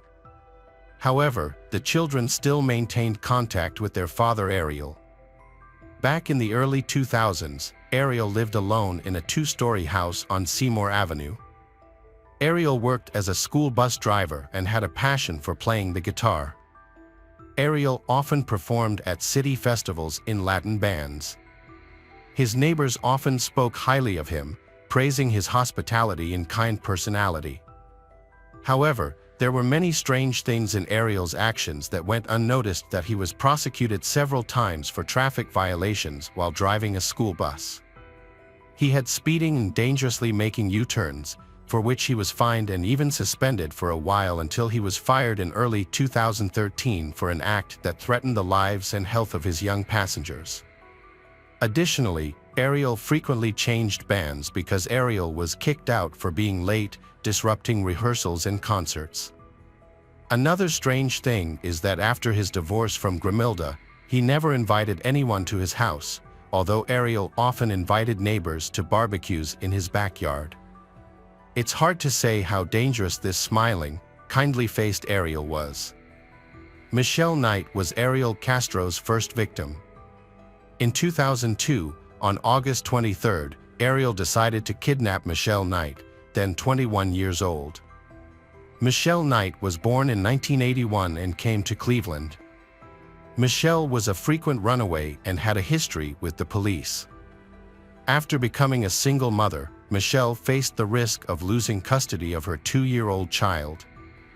On the day of the incident, Michelle visited a relative's house and then had to go to court, where the issue of regaining custody of her 2-year-old child had just been decided.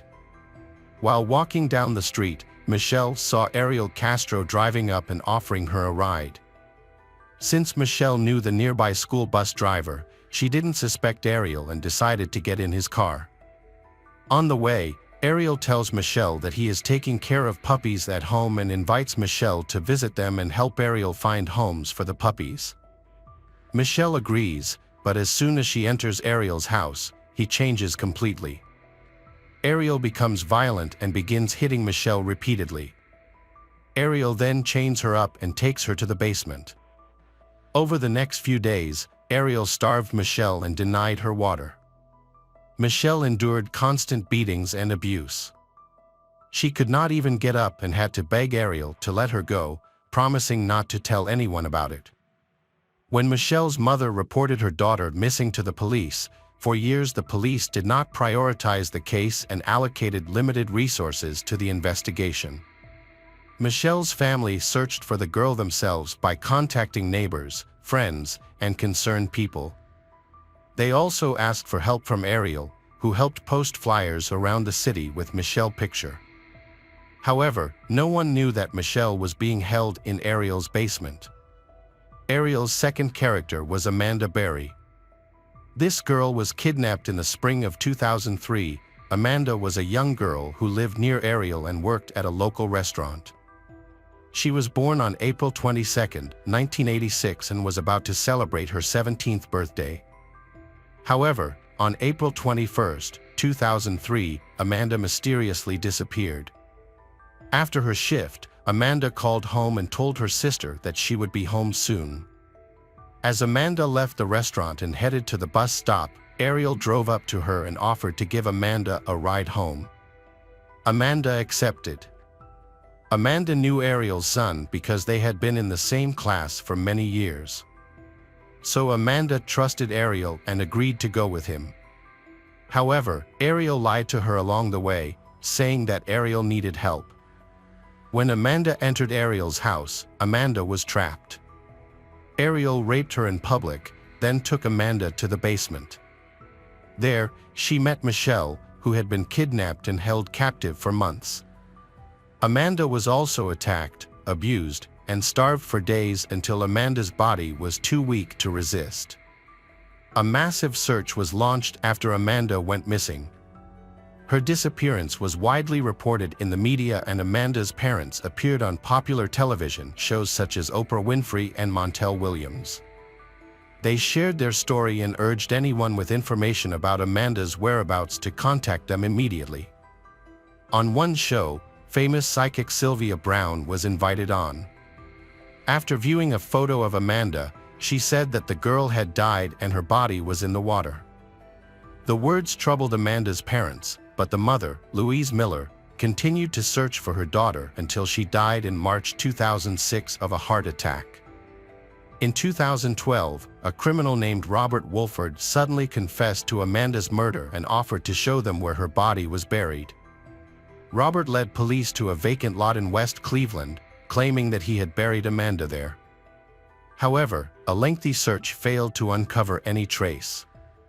Robert was later found to have lied for fame and television, leading to his being sentenced to an additional 5 years in prison for perjury and obstructing justice. In April 2004. This time, Ariel chose Gina De Jesus, a 14-year-old girl in his daughter's class. Ariel met Gina and another girlfriend after school.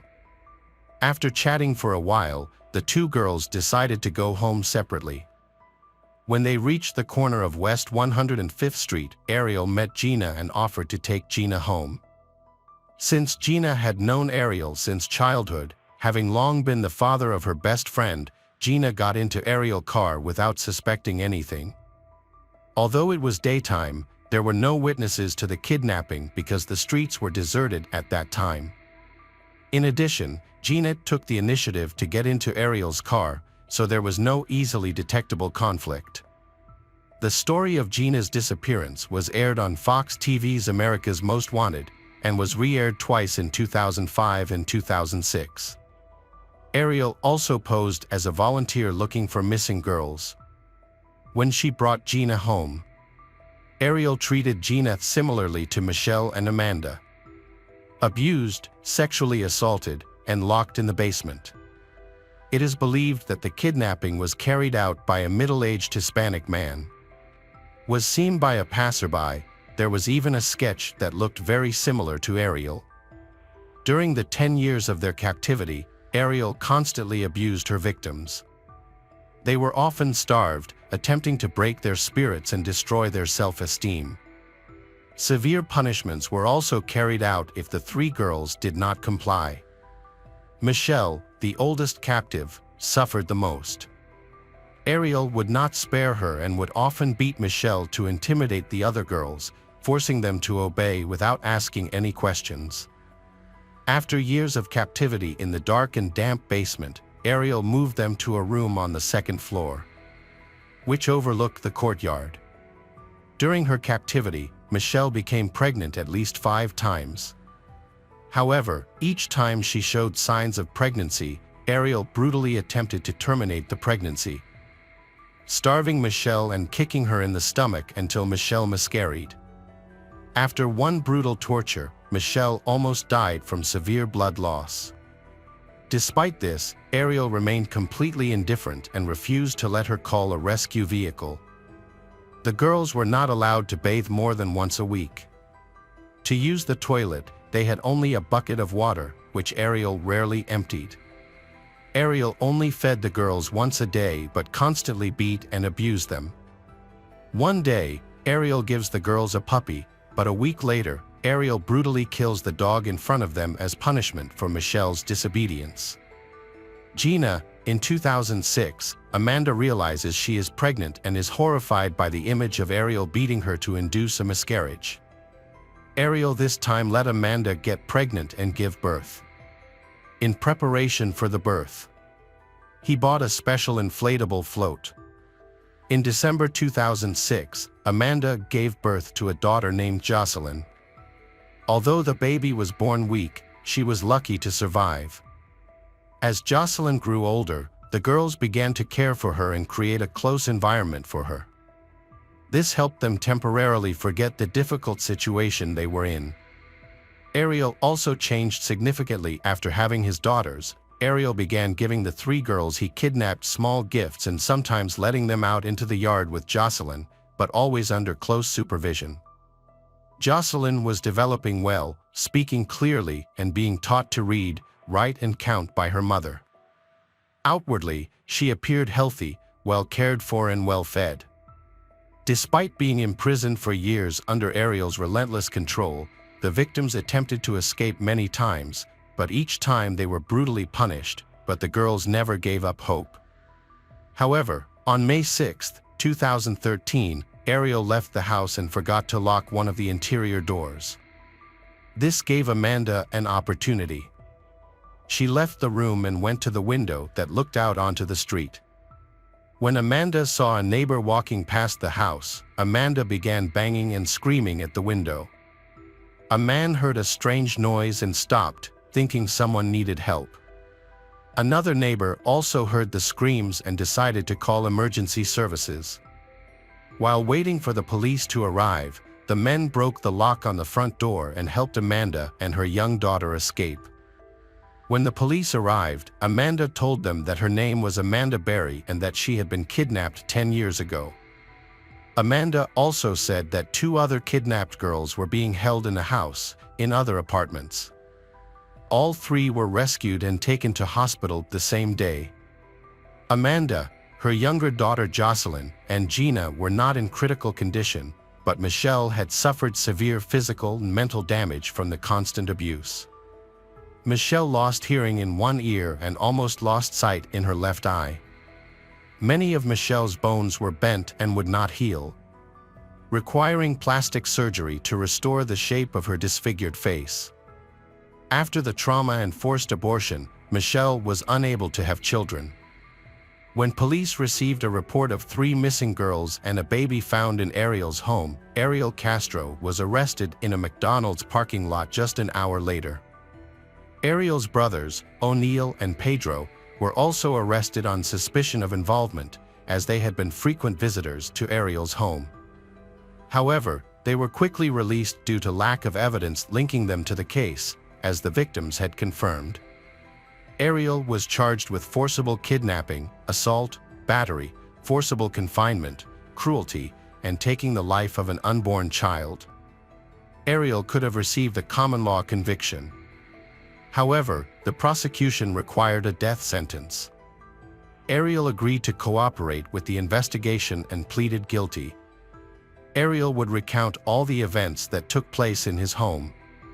In return, he would not be sentenced to death, but instead to life in prison. Surprisingly, Ariel recalls in great detail the days of kidnapping the girls and bringing them into his home. Ariel recounted all the torture and abuse he had inflicted on his victims, but blamed the girls for unwittingly agreeing to get into Ariel's car and condemned himself to such a fate.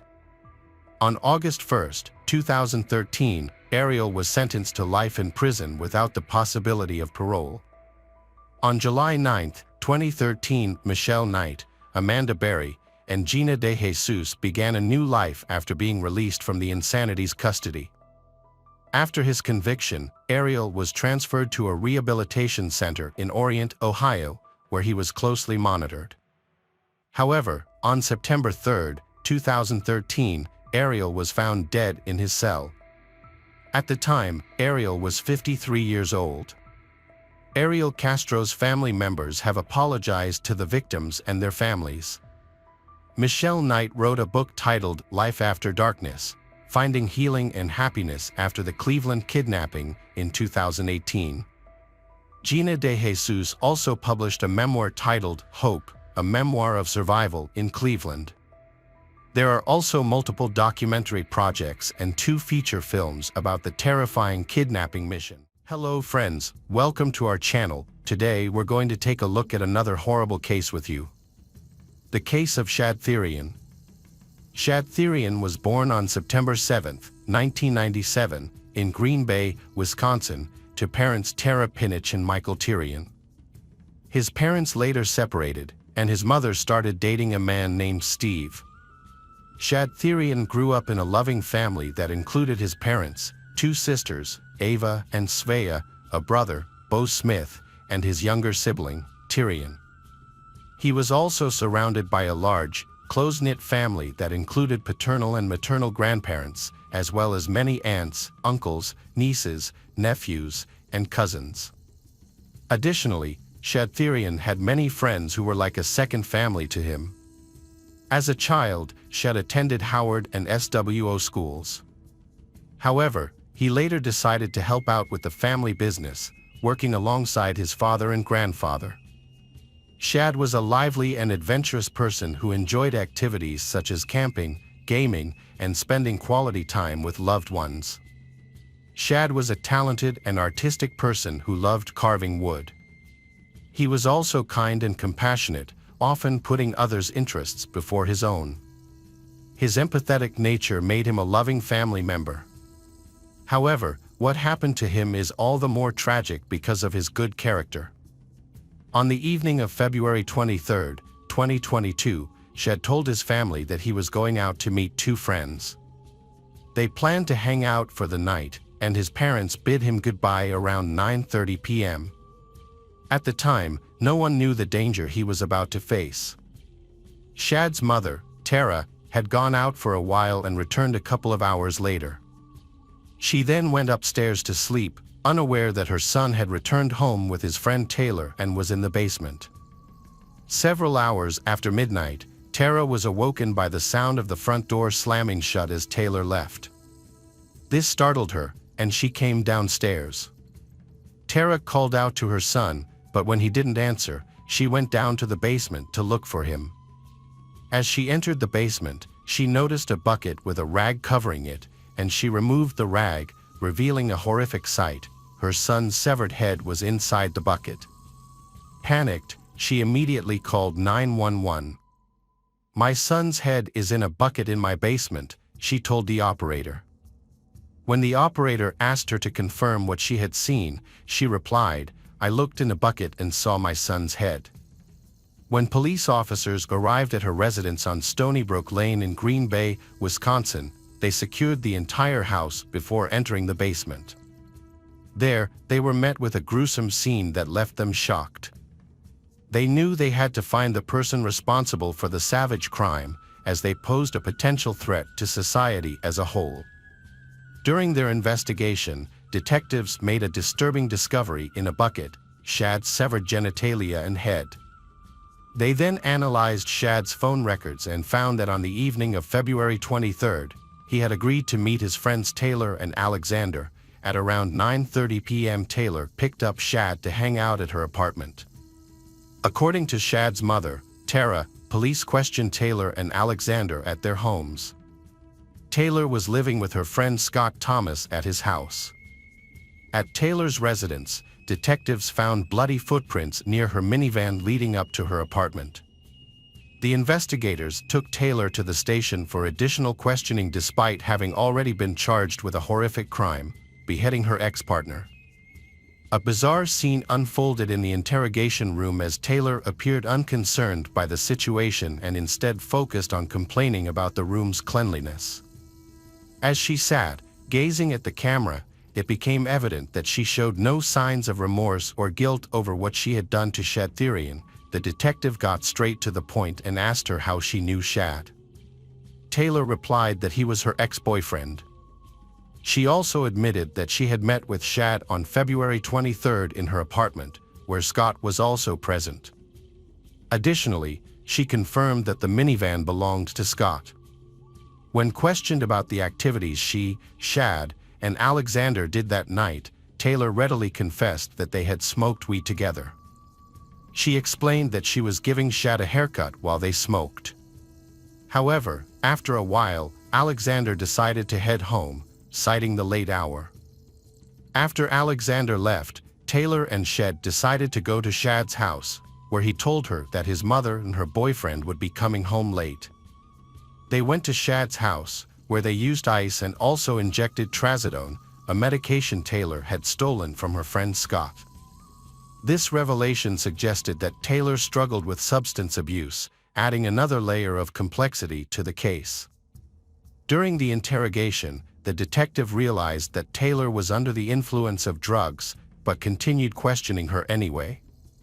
Taylor told Detective Graff that Shad's body was still in the basement. When the detective asked for more details about what happened to Shad, Taylor claimed she couldn't remember, saying she had blacked out after smoking and drinking for a while. During the interrogation, Taylor initially attempted to deceive the detectives but soon realized her tactics were ineffective. She eventually confessed to being intimate with Shad on the night in question, revealing that their encounter involved various props, including a choke collar. As the questioning continued, Taylor acknowledged that she took pleasure in strangling Shad, and that he also enjoyed it. This behavior exposed her sadistic and violent tendencies.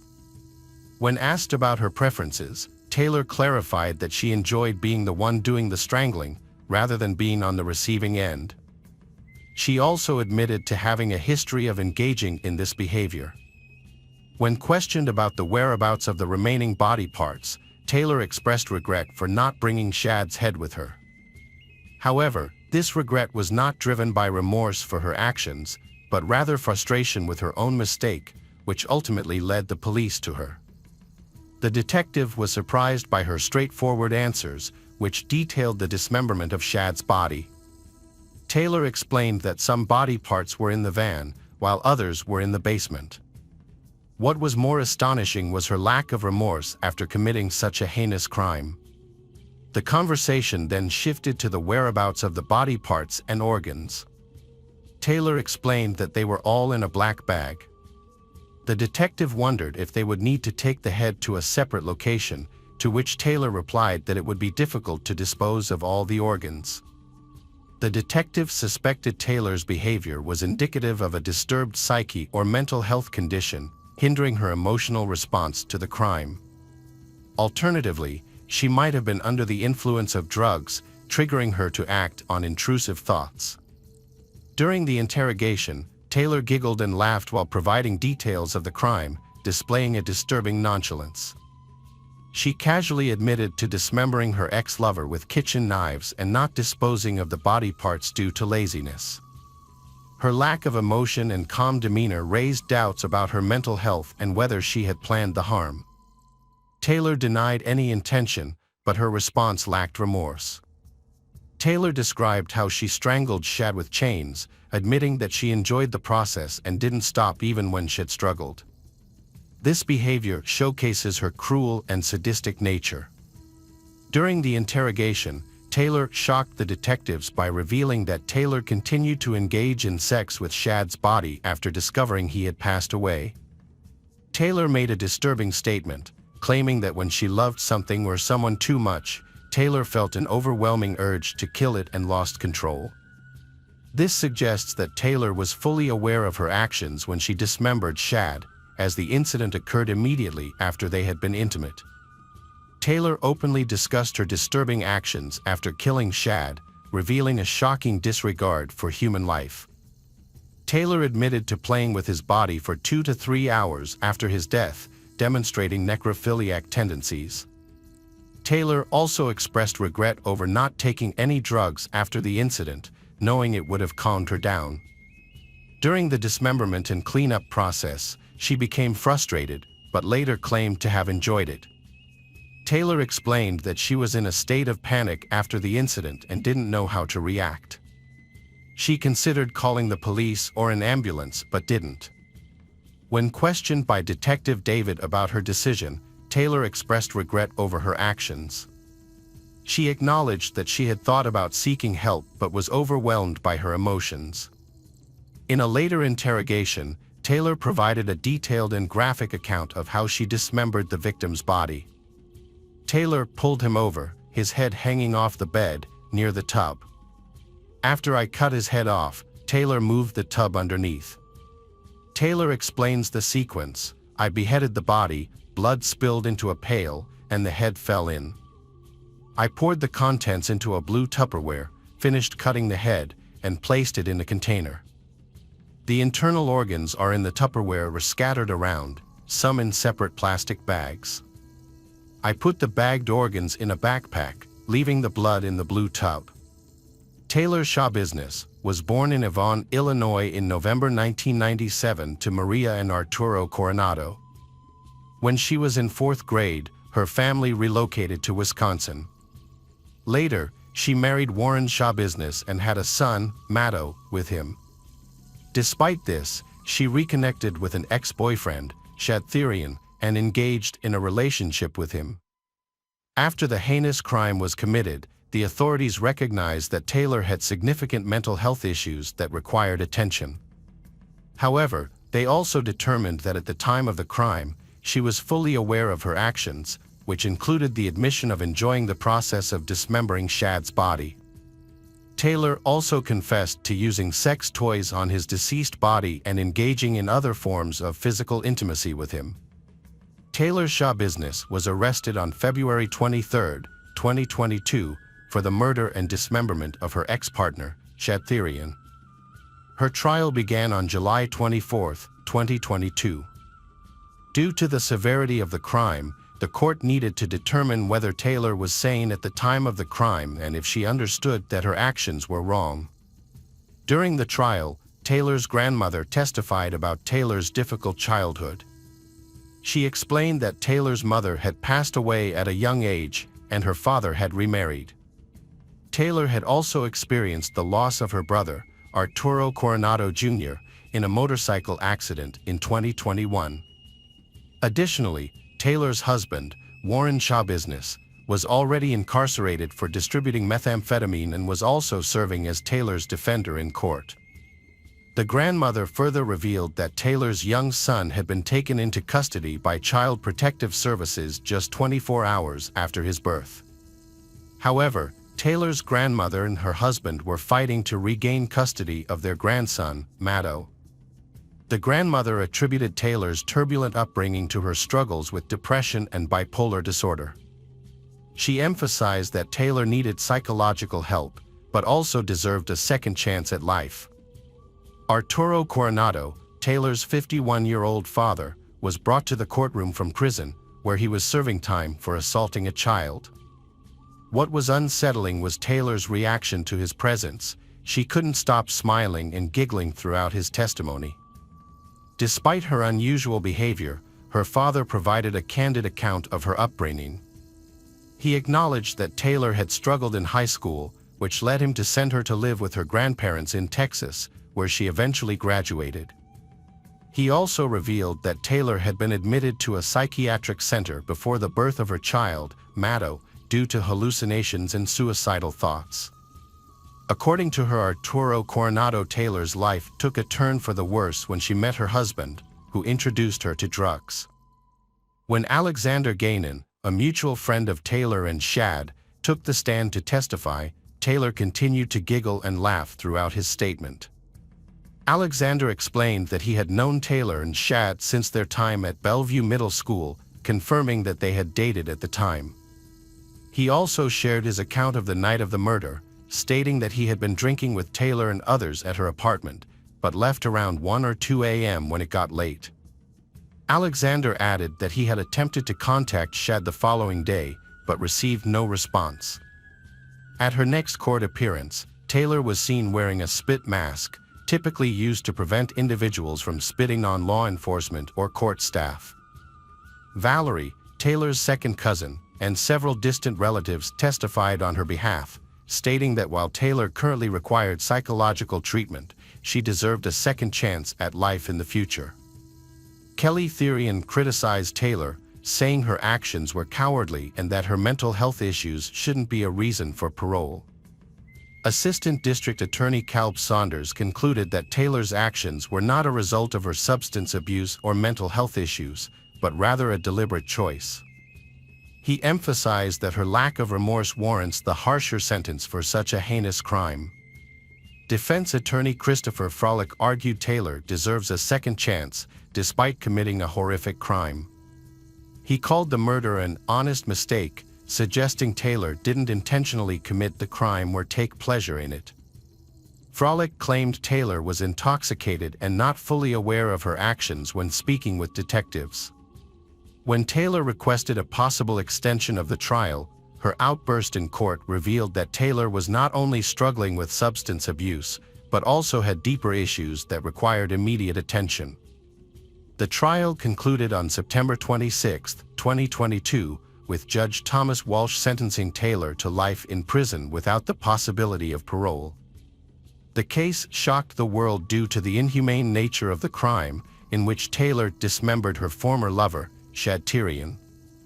What was even more disturbing was Taylor's apparent lack of remorse or guilt for the heinous crime she had committed. Hello friends, welcome to our channel. Today we're going to take a look at another horrible case with you, the case of Sarah Papenheim. Sarah Papenheim was born on January 30, 1997, in Minnesota. She was the second child of Donnie Odegaard and Jerry Papenheim, with an older brother named Josh. The siblings developed a strong bond as they grew older. When Sarah was in second grade, her family relocated from Minneapolis to Redding, California. She graduated from Foothill High School in 2015, where she was an active member of the school band and played the drums. Sarah was passionate about music, especially drumming. She was a skilled drummer and regularly played at jam sessions in Redding. As one of the few female drummers, she stood out on stage. When Sarah was 18, she moved back to her hometown in Minnesota with her mother and brother after her parents got divorced. There, she continued to play drums at different venues and eventually met Bernard Allison, a famous blues guitarist and singer. Allison was impressed with her skills and invited her to join him on stage occasionally. By the time Sarah turned 19, she had become a local celebrity among blues fans, known for her bright smile, which earned her the nickname Ronald McDonald. Meanwhile, her brother Josh was struggling with depression and mental health issues after their parents' divorce. Tragically, on an ordinary day in February 2016, the police arrived at their doorstep and delivered devastating news to Sarah's mother. Josh took his own life at the age of 20, leaving his loved ones, especially his mother Sarah, heartbroken. The bond between Sarah and Josh was incredibly strong, and his passing devastated her. To cope with her loss and to help others who struggle with mental health, Sarah decided to study psychology. She had been in touch with Nico Carson Major, who lived in the Netherlands, and she moved there to pursue her studies.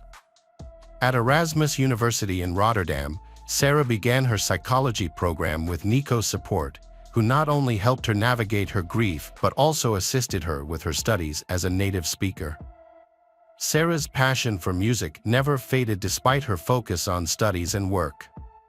She stayed in touch with Bernard Allison, a musician she had performed with, and shared her dream of buying a drum kit. In January 2017, Bernard's band toured Europe, and on Sarah's 20th birthday, January 30th, she attended Bernard's concert in Germany with Nico. Bernard spotted her in the audience, invited her on stage, and let her play the drums with them, just like old times. Sarah lived on the third floor of an apartment complex near the university in Rotterdam. As 2018 drew to a close, she planned to spend Christmas in the United States and booked a flight for a week before New Year's Eve. However, on December 12th, her life took a devastating turn. When a police officer appeared at her doorstep, just like in 2016 when her son had passed away, Sarah's legs began to shake. She instinctively knew what the officer was about to tell her, but couldn't bear the thought of losing another loved one. When the officer informed Sarah's mother that her daughter had passed away, she was overcome with grief and lost consciousness. This devastating news came just a year after the loss of her son, who had died at the age of 20. Sarah was only 21 years old. Sarah lived in a student complex on the third floor, where she rented an apartment with her roommate, Joel Schelling. Joel was also a musician, and music was the common interest that brought them together. Unlike Sarah, who was outgoing and always smiling, Joel was more reserved and had a temper. Despite their occasional quarrels, Sarah remained a supportive friend to Joel, often calming him down when he became angry. However, the situation took a turn for the worse over time. Just 6 days before her death, Sarah confided in her friend Adam Pryor that she was afraid of Joel, who had threatened to harm 3 people he disliked. Sarah knew she had to go to the police. Just a couple of days before her death, she had spoken to her mother on the phone about her concerns. Sarah's roommate, Joel, was behaving in a way that was increasingly bothering her. Her mother advised her to find a new place to live as soon as possible and to avoid Joel until she could move out. On December 12, 2018, at 12:20 p.m., the police received a call from Sarah and Joel's next-door neighbors, who reported hearing a loud fight and then Sarah screaming. When the police arrived, they found Sarah lying on the floor with multiple stab wounds. Despite attempts to revive her, Sarah died from her injuries. The police immediately began searching for Joel, who was nowhere to be found. Neighbors reported that he had left the apartment in a hurry, taking a large double bass with him. This distinctive instrument became a key detail in the police's description of Joel. Less than 2 hours after the crime, 23-year-old Joel Schelling was arrested at Eindhoven train station, about 60 miles from Rotterdam. He was on his way to visit his parents, who lived in Eindhoven. After Joel was arrested, he made a shocking confession to his mother while on the train. He told her that he had taken Sarah's life. The judge subsequently placed Joel under arrest for 14 days to undergo a psychiatric evaluation. Meanwhile, forensic experts conducting the autopsy on Sarah's body found 27 stab wounds, with several of them on her neck, abdomen, and back. 2 days after Sarah passed away, her mother, Donnie Odegaard, traveled to the Netherlands to arrange for her daughter's body to be returned home. However, this required raising $40,000, a task that was made possible by the generosity of strangers who cared for the family. Upon learning of Joel's arrest, Donnie Odegaard inquired if her daughter had contacted the police. Sarah had instead reached out to social workers, who visited Joel and found him calm. However, the next day, Sarah again contacted social services due to Joel's erratic behavior, including hitting himself with a hammer and threatening to harm multiple people. The case against Schelling began in March 2019. Schelling was accused of causing Sarah Papenheim's death and admitted his guilt. However, he claimed he did not remember the actual act of taking her life. According to Schelling, he recalled fighting with Sarah, but his next memory was of being in the shower, cleaning himself. Sarah's mother, Donnie Odegaard, attended each hearing, relying on an interpreter to understand the proceedings. During the trial, Schelling stated that he suffered from delirium and heard voices in his head. However, when asked if these voices had instructed him to fight with Sarah, Schelling said he did not know and could not recall. He also could not remember the cause of their fight. Prior to the verdict, experts testified that Schelling suffered from multiple disorders and required long-term treatment. Despite this, they concluded that Schelling was responsible for Sarah's death. The verdict was announced in December 2019. Sarah Papenheim's death occurred before she could receive a response to her second request for support, after her initial request for assistance from social workers went unresponded due to the specialist's unavailability. The medics concluded that Schelling was aware of the initial fight and scuffle with Sarah and had the opportunity to either stop the altercation or grab the knife. By choosing the latter, he should be held accountable for his actions. The prosecutor requested a 10-year prison sentence, but the judge in Rotterdam gave Schelling a 6-year prison term, followed by an indefinite sentence in a psychiatric hospital. The court reduced the sentence from 10 years due to Schelling's relatively young age and his significantly diminished mental capacity at the time of the crime. This means that the court did not consider Schelling fully responsible for his actions. When handing down the sentence, the court released a detailed explanation stating that, although the crime was severe and unpredictable, Schelling's serious psychological disorders made it likely that he would commit another violent crime. The court noted that Schelling suffers from chronic psychological disorders that require ongoing treatment in a clinical setting. The court viewed psychiatric detention as a punitive measure for Schelling, who has expressed a willingness to undergo treatment for depression and other disorders. The court has ruled that Schelling will remain in treatment until it determines he is well enough to be released. The court will review his status every 2 years. Additionally, Schelling has been ordered to pay €68,700 in compensation to Sarah's family. Doni Odegaard is outraged by the sentence, believing it is too lenient. She thinks Schelling should have received a minimum sentence of 10 years in prison. In her opinion, Schelling would have faced a much harsher sentence in the US, such as life imprisonment or the death penalty, which would have prevented him from committing a similar crime in the future. She is also concerned that Schelling may be eligible for parole in as little as 4 years and vowed to do everything in her power to keep him behind bars. An investigation was also conducted into the social workers who had interacted with Sarah. The investigation concluded that the social workers could not be held accountable for failing to identify Schelling's disorders because they did not possess the necessary expertise to make such a diagnosis. Hello friends, welcome to our channel. Today we're going to take a look at another horrible case with you, the case of Cassandra Kel. Cassandra and her twin brother Rob shared a unique bond, fueled by their love of scary stories. As kids, they'd spend hours in a darkened room, taking turns telling each other spine-tingling tales. Rob fancied himself a master storyteller, but Cassandra would always scream at the end of each story, teasing him about not being scary enough. They'd also watch Scooby-Doo together, debating which characters might be ghosts or vampires in disguise. Cassandra's instincts often proved correct, leaving Rob on edge. Their mother, Mary Smith, encouraged their love of reading by buying them books by Robert Wall. What started as a childhood hobby evolved into a lifelong passion for horror. As adults, they even collected villain figurines and considered opening a horror-themed store. An interest in horror movies brought Cassandra to the set in 2004. She got a cameo in a scary movie that, although it didn't become popular, still caused a storm of envy and led Rob to start asking his sister to make a deal for him. He asked her if she had made some acquaintances there and said he was ready to play anyone.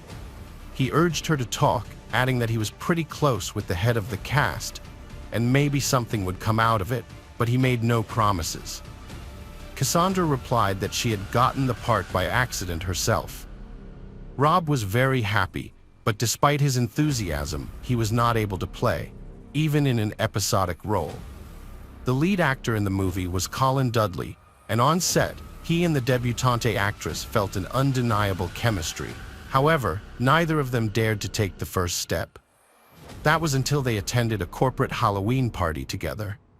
Cassandra dressed up as Velma from Scooby-Doo, while Colin went as Alex from A Clockwork Orange. The costume held a deeper significance for Colin than just a simple character. It seemed to resonate with him on a deeper level. He had been walking with a glass of milk all evening, looking at everyone with a glare, just as his character had done in the movie. He had also quoted a lot from the book.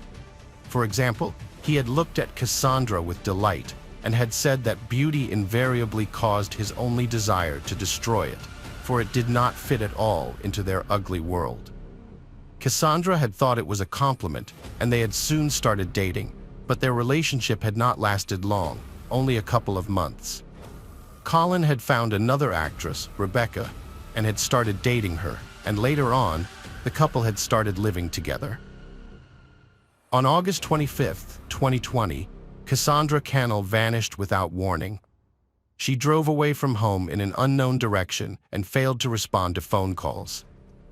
When her mother, Mary Smith, reported her disappearance to the police, they were initially reluctant to take action, suggesting that Cassandra might simply be out with friends and would turn up soon. But Mary was convinced that something was seriously wrong and pressed the police to investigate.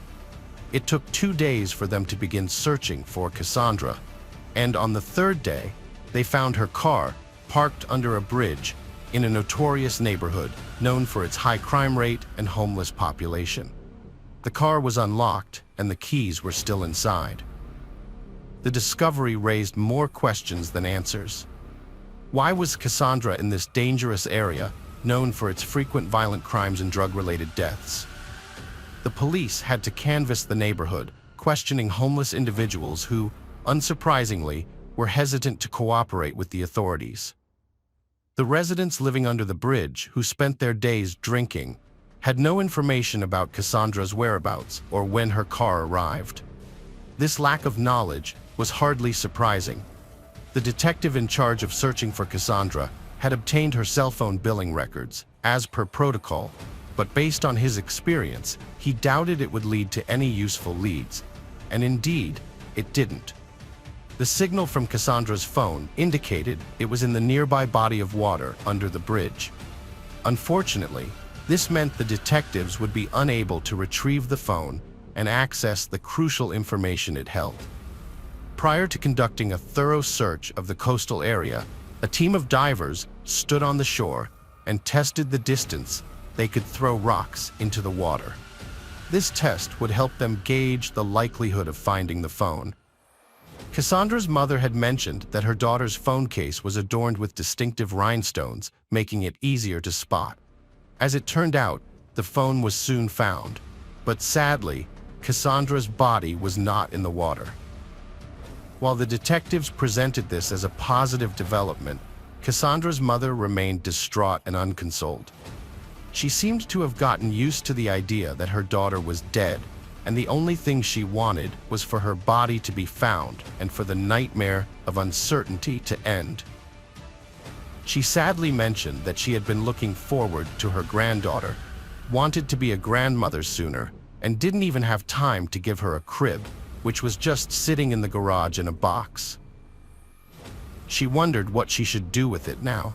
Grohl, not realizing that this became important information for the investigation. According to statistics, a large number of crimes against pregnant women are committed by their partners. However, Mary Smith's daughter, Cassandra, was not married and did not have a partner. Despite her age, Cassandra was not in a relationship with anyone. Mary was puzzled because Cassandra had gotten pregnant, but she had no information about the baby's father. Cassandra had been in frequent contact with someone, often calling and messaging them. However, the phone number of this person was not recorded in Cassandra's phone book, and Mary couldn't remember the number. This lack of information left Mary in the dark about the identity of her future grandchild's father. Cassandra frequently communicated with a person without saving their number, which was unusual. Typically, girls couldn't keep their relationships completely secret and would confide in at least one friend, especially when it came to sensitive topics like pregnancy. In this case, the friend was acquainted with police officers. In conversation with the police, Cassandra revealed that she had reunited with her former boyfriend, Colin Dudley. Although their initial relationship in 2004 was brief, it was surprising that they reconnected after 15 years apart. What was even more unexpected was that Colin, with whom Cassandra worked on a movie set in 2014, was the one who reached out to her. Colin reached out to Cassandra on Facebook, expressing condolences and sharing the recent loss of his father, with whom his wife Rebecca had a troubled history. Cassandra, motivated by kindness, agreed to meet Colin to offer comfort, but their encounter blossomed into a romantic connection. From 2014 onwards, Colin led a double life, juggling two families, with Cassandra as his mistress.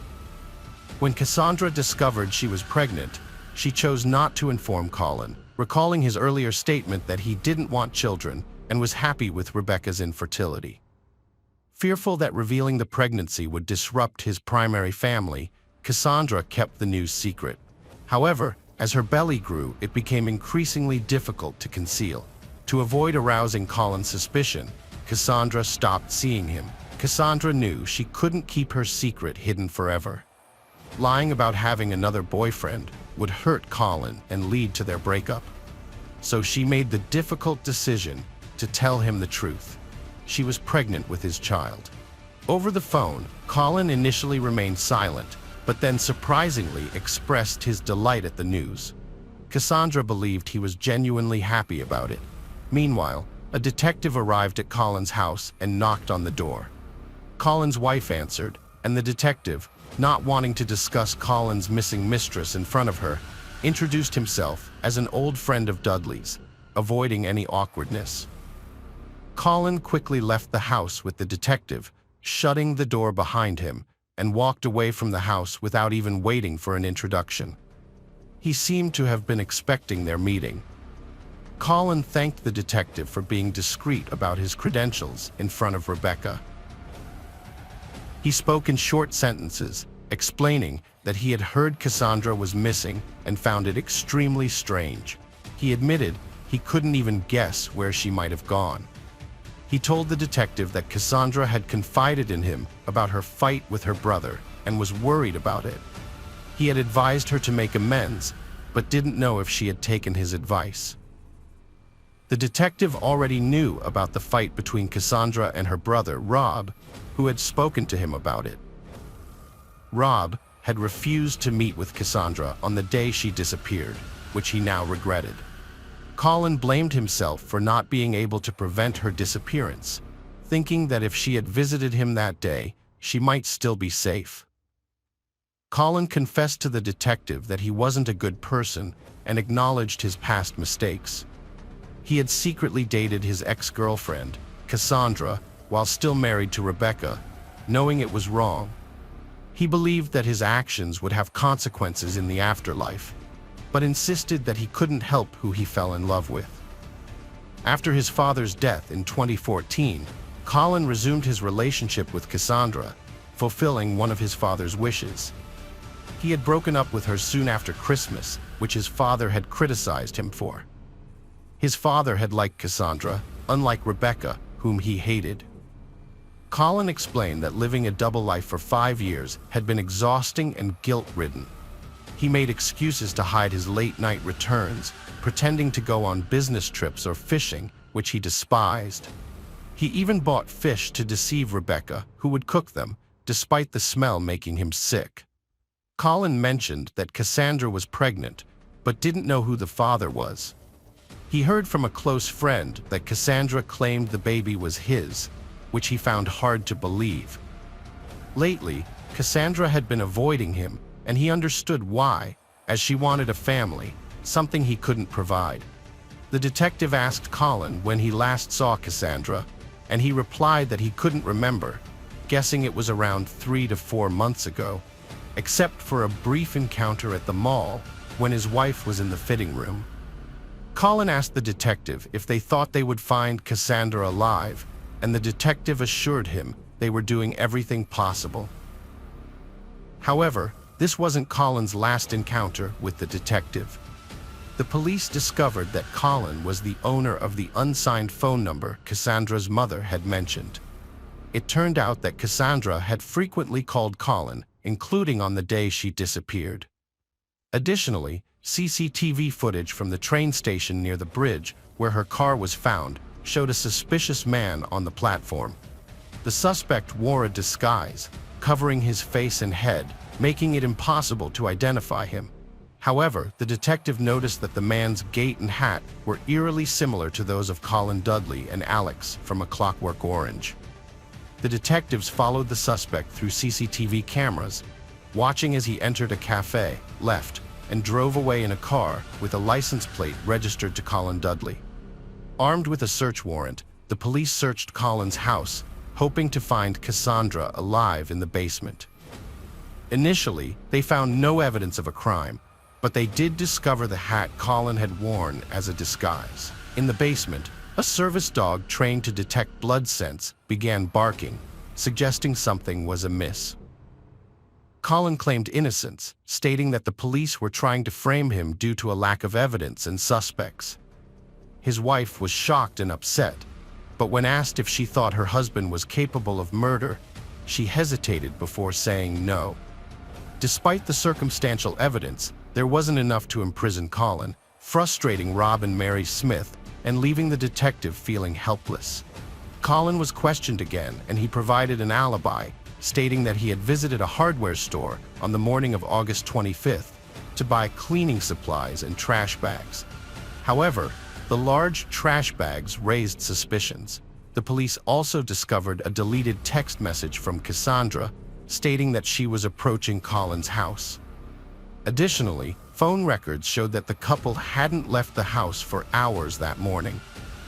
Colin had turned off his phone, but accidentally left Cassandra's phone on, allowing the police to track his movements, including his presence on CCTV cameras. After the murder, Colin went to a cafe to clean up, then drove to the pond where he had thrown away Cassandra's phone, which the police had tracked to its last signal. Now, the police needed to find Cassandra's body. To retrace Colin's route, the police took a GPS tracker from his car, which showed that it had followed the same path as Cassandra's phone. The next day, the police followed Colin's path through the woods and found a large trash can tied with ropes in a ravine. The area around it was covered in blood, and it was clear what was inside. After a month, identifying the body was difficult, but the police were able to do so thanks to a tattoo described in the missing persons report. Colin was arrested and charged with murder. A forensic examination revealed that Cassandra died from a fractured skull caused by blunt force trauma. The police also found traces of blood in the basement of the Dudley house that couldn't be fully cleaned. Rebecca, Colin's wife, had been in a different part of the house and hadn't heard anything. She also revealed that Colin had never wanted children and had lied about her infertility. The police considered this a motive for the crime.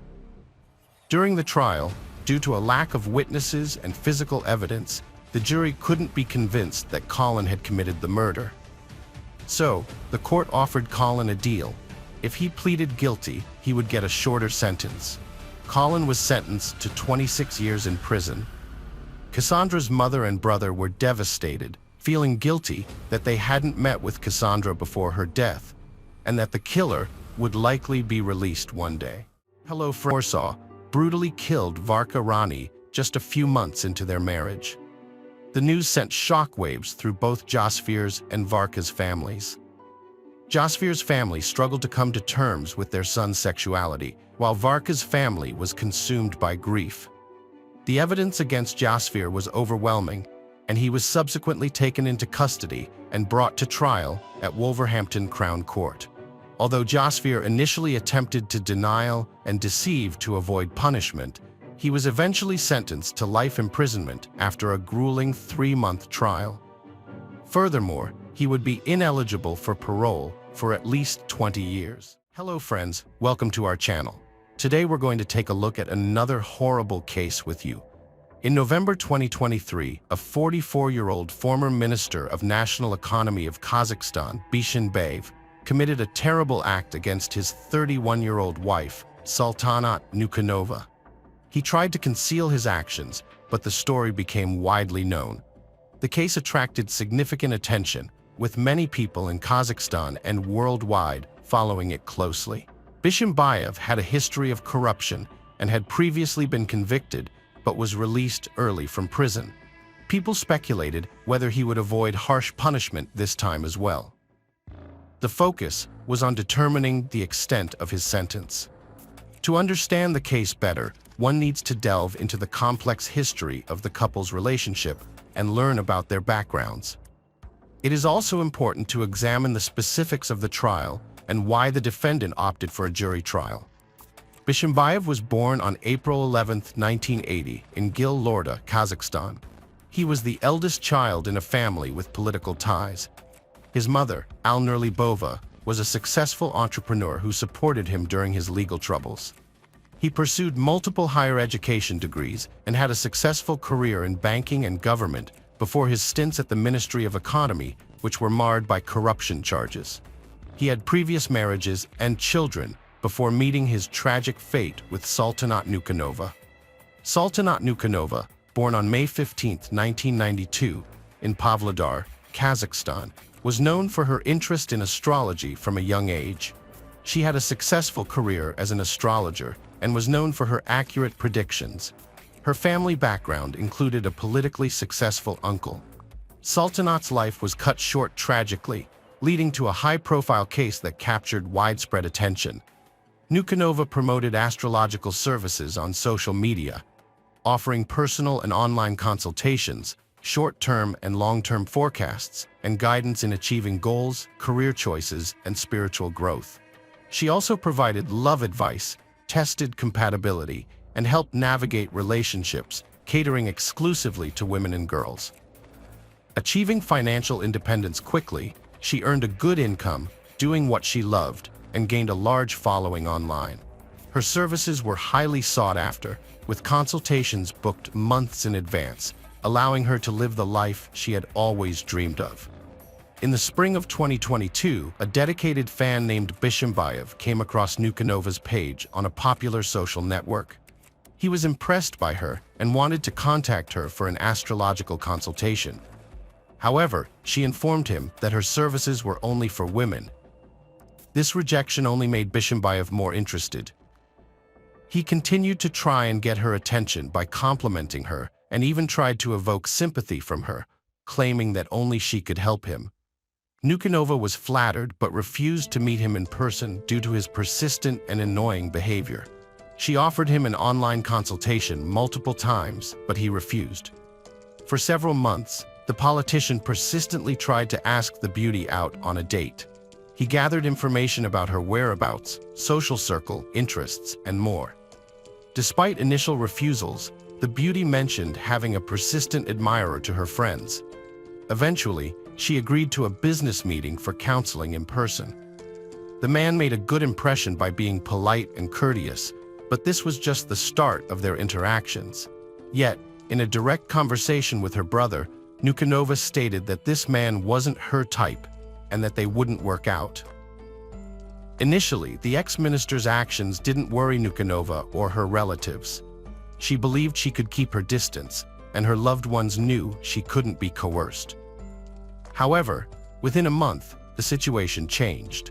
Bishimbayev managed to break through Nukanova's defenses, getting close to her through her oldest family member.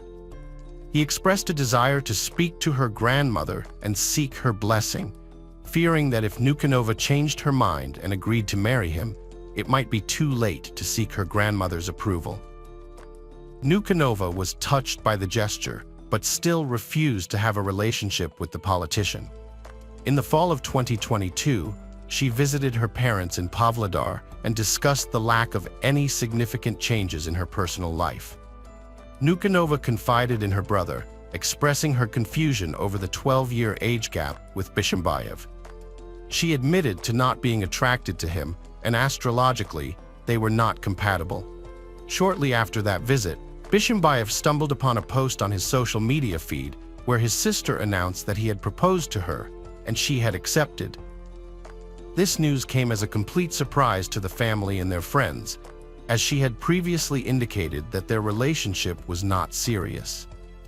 In December 2022, just a few months after meeting, the couple had a lavish wedding ceremony without official registration. They opted for a special marriage ceremony at a mosque. Sultanat became very enamored with her chosen partner. She would often talk to her friends about his intelligence, education, well-read nature, and bold personality. She adamantly defended him against his involvement in a high-profile corruption case that led to his brief imprisonment, insisting that he was innocent and falsely accused. The couple appeared happy to those around them, with the husband showering his wife with gifts. She praised him as the best husband and expressed no regrets about their marriage. Their friends were envious and happy for Sultanat, believing she was fortunate. But this harmony didn't last long. The first sign of trouble appeared after the wedding, when the newlyweds moved in with the husband's parents. The parents lived on the first floor, while the son and daughter-in-law lived on the second floor. Almira tried to show love and care to her son's wife, giving her gifts and helping with housework. However, she couldn't shield her from her son. Sultanat would occasionally visit her parents with her husband, but would not invite them over to her own home because it upset Bishimbayev and led to arguments. Shortly after the wedding, on New Year's Eve, Aybek visited his sister and saw a distressing scene. A grand table was set, but the celebration was meant for a small family gathering. When Dick's cousin and his wife arrived with gifts for everyone, Sultanat was caught without a return gift, causing her great embarrassment. However, she promptly resolved the awkward moment by giving the woman an expensive bottle of perfume her husband had recently purchased for her. However, her actions not only upset her husband, but actually made him very angry. He started yelling that she had no right to give away something purchased with his money, insulted, and called his wife names. The guests, witnessing the tense situation, quickly left the house, and the parents who attempted to defend their daughter-in-law were rudely silenced. As if that wasn't enough, the ex-politician, in a fit of rage, flipped over the table with all the food and drinks, ultimately ruining the New Year's Eve celebration. Aybek was shocked by what he saw and did not know how to react. The next day, in a telephone conversation, his sister confessed to him that her husband's behavior had changed a lot after the wedding, and she did not know what the reason was, but hoped that the crisis would pass and everything would get better. Her brother suggested that she return home and break off the relationship, to which Sultanat replied with a categorical refusal. 2 months after the incident, Sultanat Nukanova unexpectedly sent her brother some selfies. In them, she imprinted her face with terrible bruises and asked him not to question her about anything. The alarmed man tried to contact his sister, but she did not pick up the phone. So he called her husband, who offered to meet him for a man-to-man talk. At the meeting, Bishimbayev only told his wife's brother to mind his own business and refused to explain anything about the bruises on the woman's face. He also could not answer where she was, which gave him the most unpleasant thoughts. Fortunately, however, Sultanat was found in her parents' country apartment, to which she had the keys. Soon, Sultanat, despite the entreaties of loved ones, returned to her husband, arguing that she loved him and would do anything to save the marriage. For some time, the spouse behaved impeccably, gave her beloved gifts, and promised that he would change for her sake. They even went on a trip together to a popular Maldivian resort and looked very happy.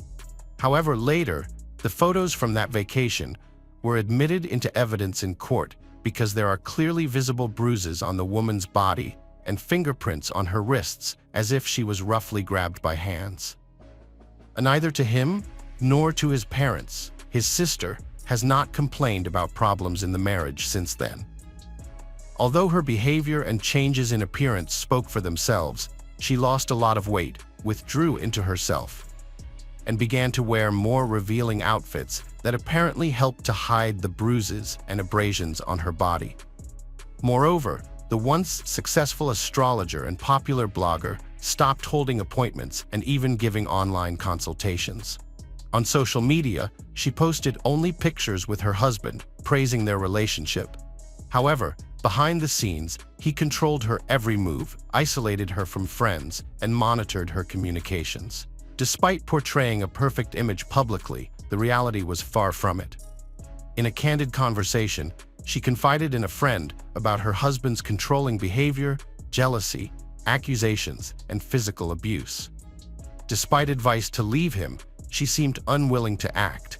Even counseling sessions aimed to save their marriage were manipulated by the husband to blame her. Her suspicions about the psychologist being in cahoots with her husband deepened her fears. Although she made attempts to leave, she often returned to him, hoping for a change. Events took a tragic turn, leading to shocking news of her murder by her husband. Her family and friends were left devastated, struggling to come to terms with the grim reality. Forensic experts found extensive and severe injuries on the deceased woman, indicating prolonged and severe physical abuse. The suspect's lawyers attempted to downplay his responsibility, claiming the injuries were self-inflicted by the victim due to being drunk and falling frequently. On the night of November 8, 2023, the couple attended a concert with friends where they had a heated argument whose cause remains unclear. Subsequently, they went to a restaurant where the man became agitated after the woman expressed her intention to leave him. The altercation escalated, leading to physical violence. After further arguing outside, the couple returned inside, where the man continued to harass and assault the woman. Although no footage exists of the subsequent events inside a private area, it is evident from hallway footage that the man continued to intimidate and physically harm the woman. Despite her attempts to escape and seek refuge in the restroom, the man aggressively pursued her, eventually breaking in and assaulting her further. The defendant claimed that his wife got angry and, in a fit of rage, took off all her clothes and jewelry, which she then flushed down the toilet to show that she did not need anything from him. According to another version, the man himself forced her to undress in order to humiliate her once again. After the gold jewelry went down the drain, Bichet became furious and hit his wife several times in the face with his fist, and then pushed her so hard that she fell and hit the toilet. But at trial, he claimed that the wife was drunk and, while undressing, fell several times herself, hitting her head on the tiles and plumbing. Then, the defendant explained that he and his wife originally planned to go home after leaving the restaurant, but he was too intoxicated to drive. He didn't want to call a cab due to embarrassment over his wife's drunken state. They returned to the bar and eventually left again. However, Sultanat lingered at the mirror, examining her bruised face. Her husband forcibly tried to move her towards the exit, escalating into a physical assault. He viciously beat her, dragged her, and eventually brought her back to a VIP room where he assaulted her. Despite claiming in court that he had not harmed her, he allegedly beat her until she fell unconscious on the sofa. He noticed bruising on her face, but instead of seeking medical help, he consulted a fortune teller who claimed she was just drunk and needed sleep. He ignored her worsening condition, but eventually realized she had passed away. In a panic, he called his brother, and together they cleared the establishment of guests and tampered with CCTV footage. Later at the trial, Buchanan claimed that he believed his brother that the woman was drunk and asleep, and agreed to delete the recordings as they allegedly depicted Sultanat's indecent behavior, dishonoring her honor and the honor of her family. Buchanan called an ambulance only toward the evening when the woman's body was already cold and rigor mortis had begun. According to him, he tried to perform resuscitative actions, but they were useless. Sultanat had long since died. Law enforcers who arrived on the scene arrested both brothers. Bishimbayev's former wife expressed criticism towards him. She defended him during his corruption case, but later filed for divorce, citing irreconcilable differences and claiming personal growth. She then acknowledged his capability of committing a brutal crime, mentioning his aggressive, selfish, and cheating behavior during their 14-year marriage. She became aware of the extent of his infidelity only after his arrest in 2017. A month later, a couple had an argument over something small. The man got very angry and threw a toilet lid at Nazim, which he ripped out with his hands.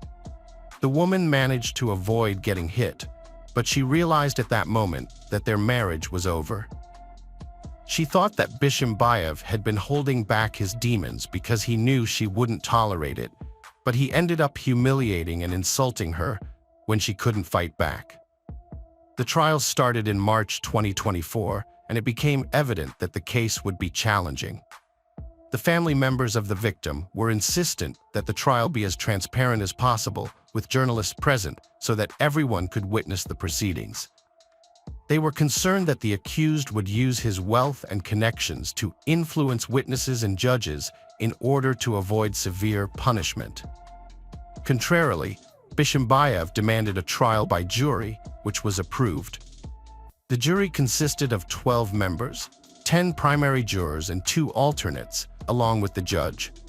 This decision was made to lessen the chances of facing a life sentence. The accused had previously been found guilty of a serious crime but had been released on probation. Committing another severe crime would have led to a life sentence. However, in a jury trial, the death penalty can only be given if all jury members and the judge agree. This scenario is highly unlikely, hence the defendant held on to this possibility. During the trial, the defendant claimed he was not guilty of premeditated murder with particular cruelty. He said everything was accidental, caused by various factors. He mentioned that his spouse provoked him by insulting, shouting, and starting a fight. However, video recordings from surveillance cameras showed otherwise. Initially, they tried to charge Bishimbayev with domestic violence, which in Kazakhstan doesn't carry severe punishment due to lenient laws. This led to criticism, especially from the deceased woman's family. Her mother tearfully mentioned in court that she couldn't even say goodbye to her daughter due to the severity of the injuries. She feared her son-in-law might receive a light punishment, which made her lose faith in justice. Following public outrage, a new law was passed in April 2024 to increase penalties for domestic violence in Kazakhstan. He also attempted to heavily pressure his brother, who was accused of complicity, to give false testimony. Banov requested the court to protect him from his relative, and the request was approved. During the court sessions, Bishimbayev consistently tried to discredit his deceased wife, portraying her as an unstable alcoholic who frequently deceived him and instigated his aggression. He argued that he acted impulsively that night, admitting to hitting his wife a few times, but claimed those blows were not fatal. He suggested that the other injuries were self-inflicted due to her drunken state. He explained the bruises on her neck as part of his efforts to resuscitate her and help her regain consciousness. After the second defendant claimed in court that the relative prevented him from seeking medical help for the dying woman and was focused solely on deleting camera footage quickly, the relative instructed him to take the woman's cell phone to their residence to make it seem like she had returned home, knowing that his brother was tracking her location. In the ninth hearing, the defendant and his attorney asked for the judge, on KBVA, to be removed, alleging bias. Despite their request, the judge remained on the case until the final ruling was made. What was the outcome? Recently, on May 13, 2024, Kandik Bishay was found guilty of causing severe harm, torture, and the murder of his partner. He received a 20-year sentence for murder, along with 7 years for assault and torture. Combining the terms, he was sentenced to 24 years in prison. A relative of the former minister, Bakan Banov, was given a 4-year prison term for sheltering the defendant. The court considered Banov's clean record, genuine remorse, and full cooperation with the investigation. Family members of the deceased, Sultanat, were dissatisfied with the court's decision. Her father, Aminel Nenov, previously said that he hoped for a life sentence for his former son-in-law, and any other decision of the court would be unfair. At the same time, the brother of the murdered Bek noted that 24 years in prison for 44-year-old Bishimbayev is practically a life sentence.